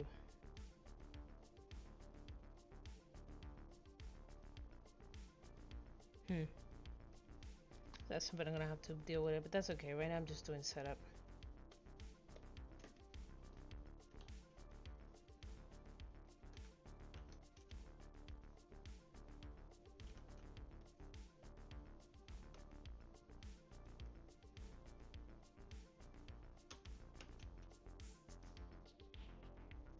Yep, take care of that.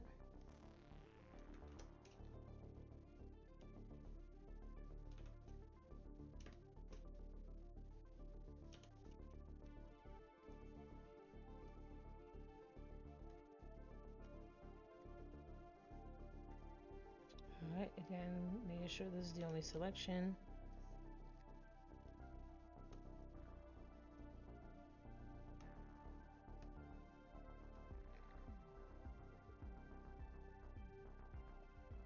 Okay, so this is just pretty much the globes. Now that I have these, I'm going to select all of them and I'm going to compress them down to just save me a little bit of memory.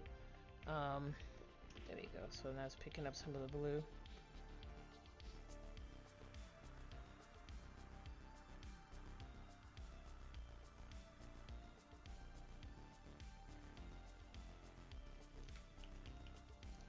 As you can see before, after, it's kind of minute, but it's those little hints that kind of gives it the extra glowy look that I like. Okay, and then from here, let's go ahead and another layer, overlay blue. And this is literally going to be a vivid light. Vivid light filter effect.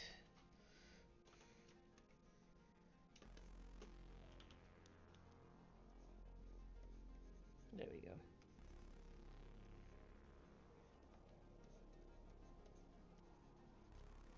Just remember this person is really close to this light source here. So anything within this cone is going to be affected by it. And that's also including skin on the face. So it makes sense. I can't tell you how many times I've seen people do like very drastic lighting and then they'll forget it like in a blatant spot like the face. I was like, dude, is their face in a different dimension? Why isn't the face getting affected by this light source?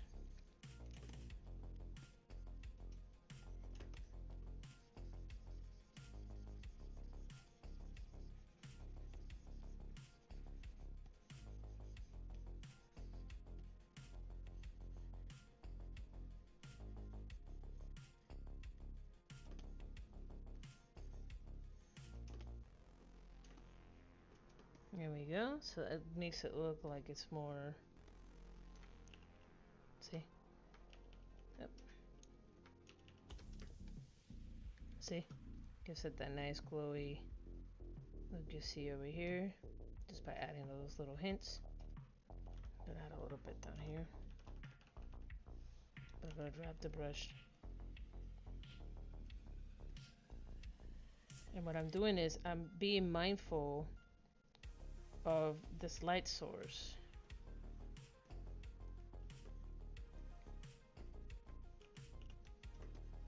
Okay, in his case, as he's walking in, he's not going to be affected as much because he's further away from this item. However, in some of the reflected surfaces, I am going to add the blue because anything that's more reflective is going to pick it up a little bit. Alright, let's make sure we're at with that.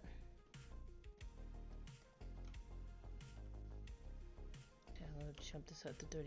As you can see, he is picking up some of the blue, but not as much because he's not as close.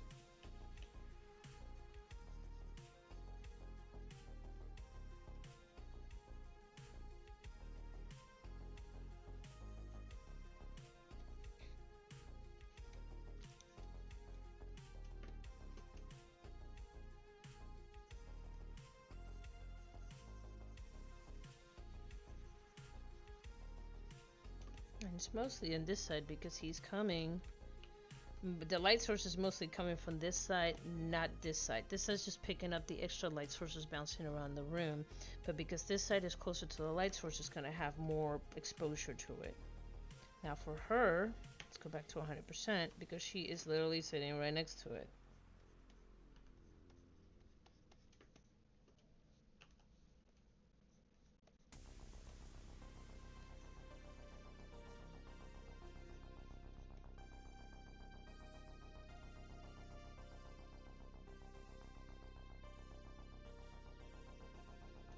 That might be a little too much.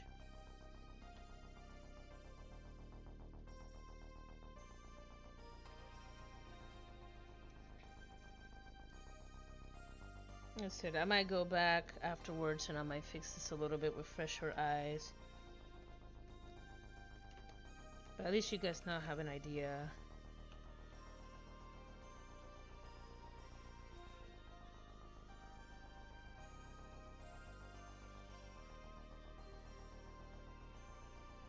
This is great. Nope. Is it getting better? Yes. Am I fully done? Absolutely not.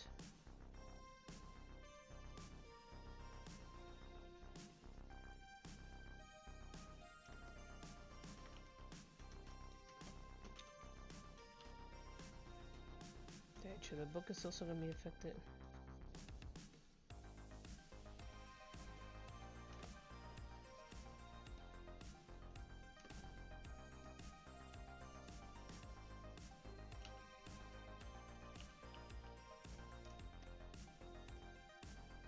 Alright, so it kind of gives it a better look.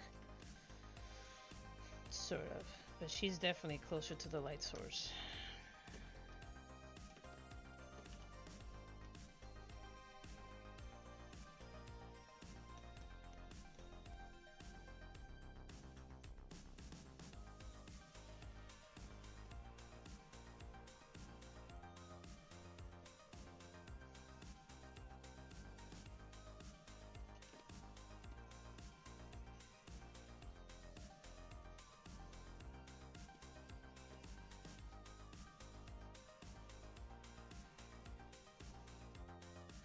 So this might be a little too much, but for right now, again, if I don't like it, I can just delete the layer, which is great. But I'm trying to show you guys I'm getting that lighting that I get here.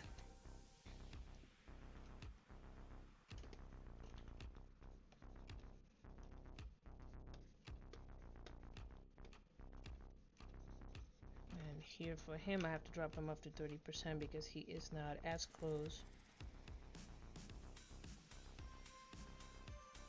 So it looks a little bit more softer versus her. She's clearly closer to the light source.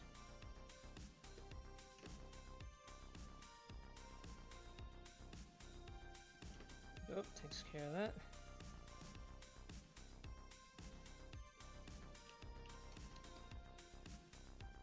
Let's go back for her.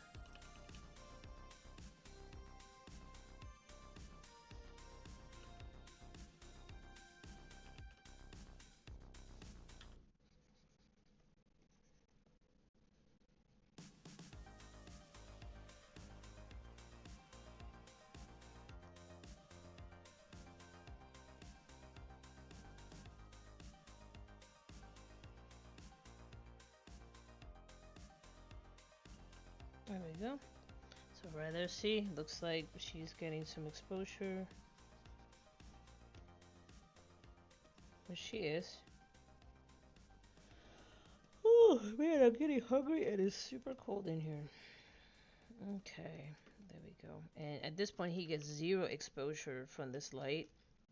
And again, there is like a lot of meaning behind some of these light sources here too. because right now this conversation is between her and Damien, and V is kind of trying to insert himself into this conversation to find out what's going on. And as they're talking, you can see he's kind of getting engrossed in the conversation a little bit, but then he's completely pushed out from this conversation. So the blue kind of also have a little bit of like little meanings behind it. It's something that I will know, most people will not know, but I like when I look at some of like these more high-end animation shows, how like stuff that the designer put, most people would not get unless you're closely watching some of the hints and how they do the paneling and the flow and the mood and stuff like that. So yes. So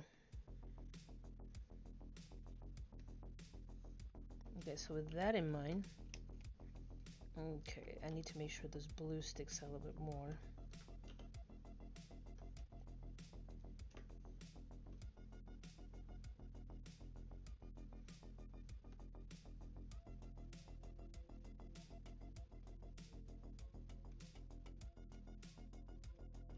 Sometimes it takes multiple layers. Let me see what I got. And keep in mind that in print media, you have to kind of work a little brighter than what you're used to.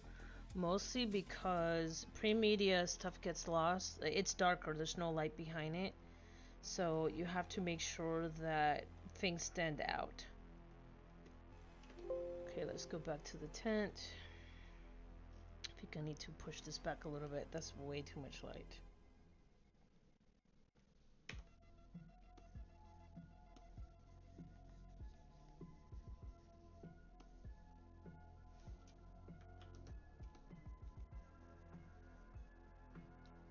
I think that looks a little better.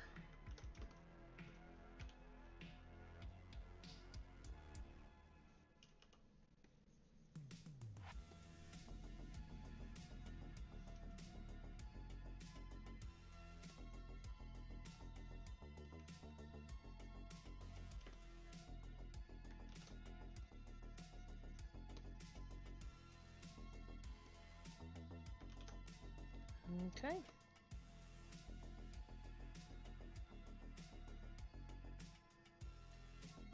So let's take a peek. Alright, tab. Alright, let's take a look at what we got. Alright, not looking so bad. Oh, I do want to do one more thing because I still got time. Let me add their tattoos. Baseline. Tattoos.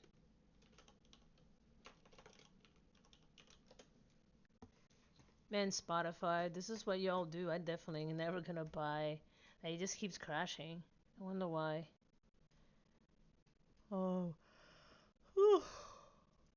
We go to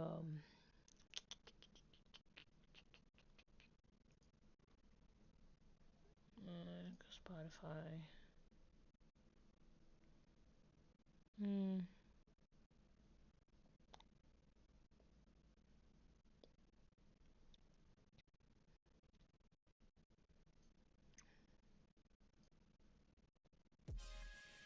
There we go.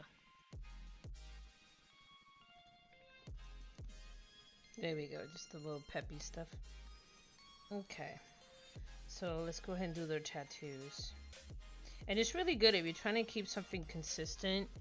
For me, like if this is the color I'm selected, I color tattoos and then I use the blending mode if I'm using a blending mode. It's just something that, I'm gonna be honest, if I had to go back to like every page and like find, hey, it's supposed to be this blending mode, it just wastes a lot of my time. But this way, I already have it in one spot.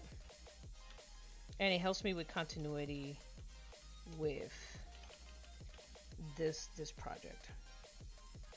I think I had a highlight.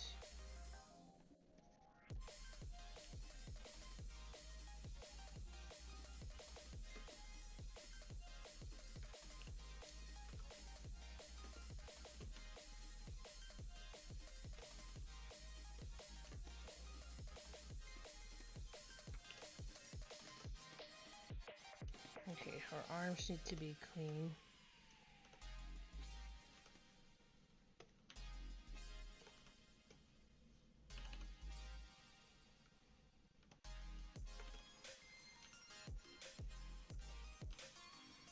You know, everybody has different ways of doing things. I'm still kind of figuring out my way. I consider myself a student of the world, and I'm never gonna say my way is the best way because there's always a better way to do something.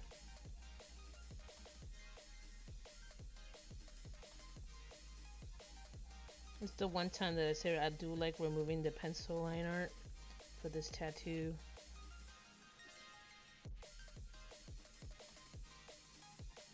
There you go.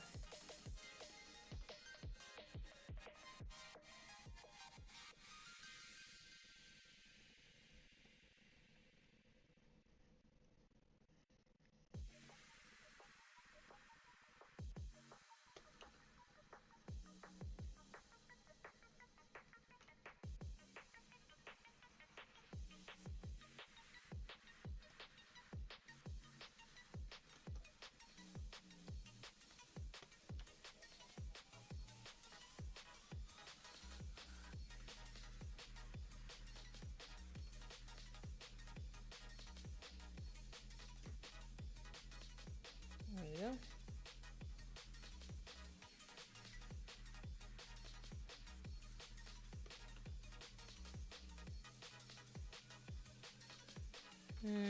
That'll be that one for now.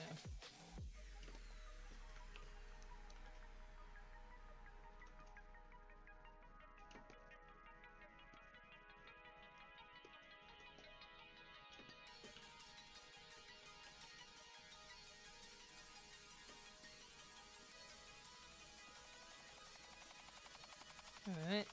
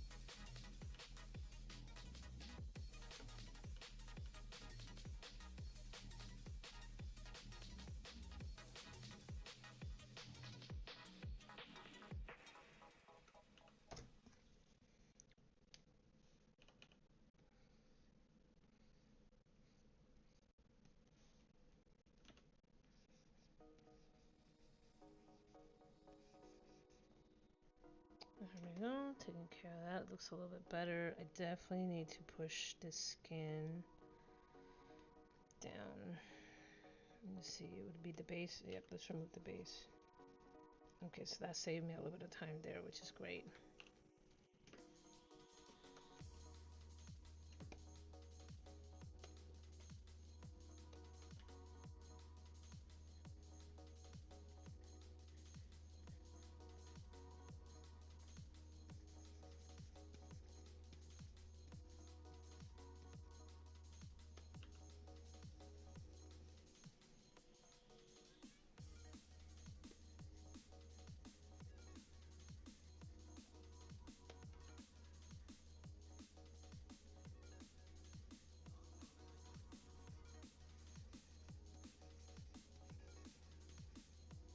Alright, there we go. So that takes care of the tattoos. And then I think there's one more in here, yep. There are a few more tattoos, you just can't see them at this point on V. Okay, so but hopefully for some of y'all, this answers some of you guys' question about my line art, how I do my lighting. So this is the previous page. This is the current page we just did today. So hopefully this answers a lot of folks' questions. What is my process? How do I go about it? How I do this? And but that's pretty much it. That's pretty much my entire process, at least for doing lighting. It's a little different depending what I'm doing. Is this page finished? Absolutely not. I still need to go ahead and define Damon's face here. As you can see, it's just like a little placeholder because unfortunately sometimes the liner gets so small that I can't get the detail with the pencil, so I have to do it manually. So that's something that I'll take care of on top of this right here. That's another technique that I use for the book. But yes. So, but with that, guys, I hope you all enjoyed this today. Like I said, I need to start doing this again more often. It's just like literally my life is a little swamped at the moment. Like there's a lot going on, like a lot going on. So, but I am still continuing working this book. This is close. This is page 17 out of book 6. There's one more book after this, and I'm trying to get it done, at least color by the end of the year, and then I can pass it to my friend and get it lettered in one shot. So I'm trying to do the best that I can to get all this done. I don't want to publish it out and be an incomplete story, which I've kind of gotten tired of seeing people putting out ideas and then it's incomplete and it leaves you in a cliffhanger. And I'm not saying that you shouldn't do it that way. I just seen it that I've been disappointed a lot in my life, like going about it that way. So I won't do that to other people. If other people need to do that just to pay the bills, you know what? More power to you. But as for me, I want to try to give a full finished story. But hopefully you guys appreciate this, or like the folks that were asking me, hopefully this answers a lot of my questions. I picked a fairly simple page. I can do more complicated lighting, but for this one, I thought this was pretty simple. Had mainly one primary blue lighting and an additional lamp that is off the panel, and there is some ambient light going on in the background. So hopefully this answers some of y'all's folks' questions. But anyway, I appreciate y'all. I'm gonna see if I can play some more Shadow War later this afternoon. I do need to go back and start doing more AstroCAD videos. I have been sketching. Those of you guys who've been in the AstroCAD's page, we're kind of going through some internal changes and stuff. We do have some stuff that we're trying to sort out, but you can see from the Instagram, the AstroCats Instagram, you see some of my sketches. Yes, I do draw them. This is analog paper, and you'll see that I've been posting them from some of the cartoon stuff that I do for that series. But yeah, but that's it. That's it for today. But anyway, guys, I appreciate you all. Thank you for joining me. Like I said, I know I look absolutely stunning, but that's okay, because what you see is what you get. Anyway, folks, y'all take care, and I'll talk to you guys later. Bye.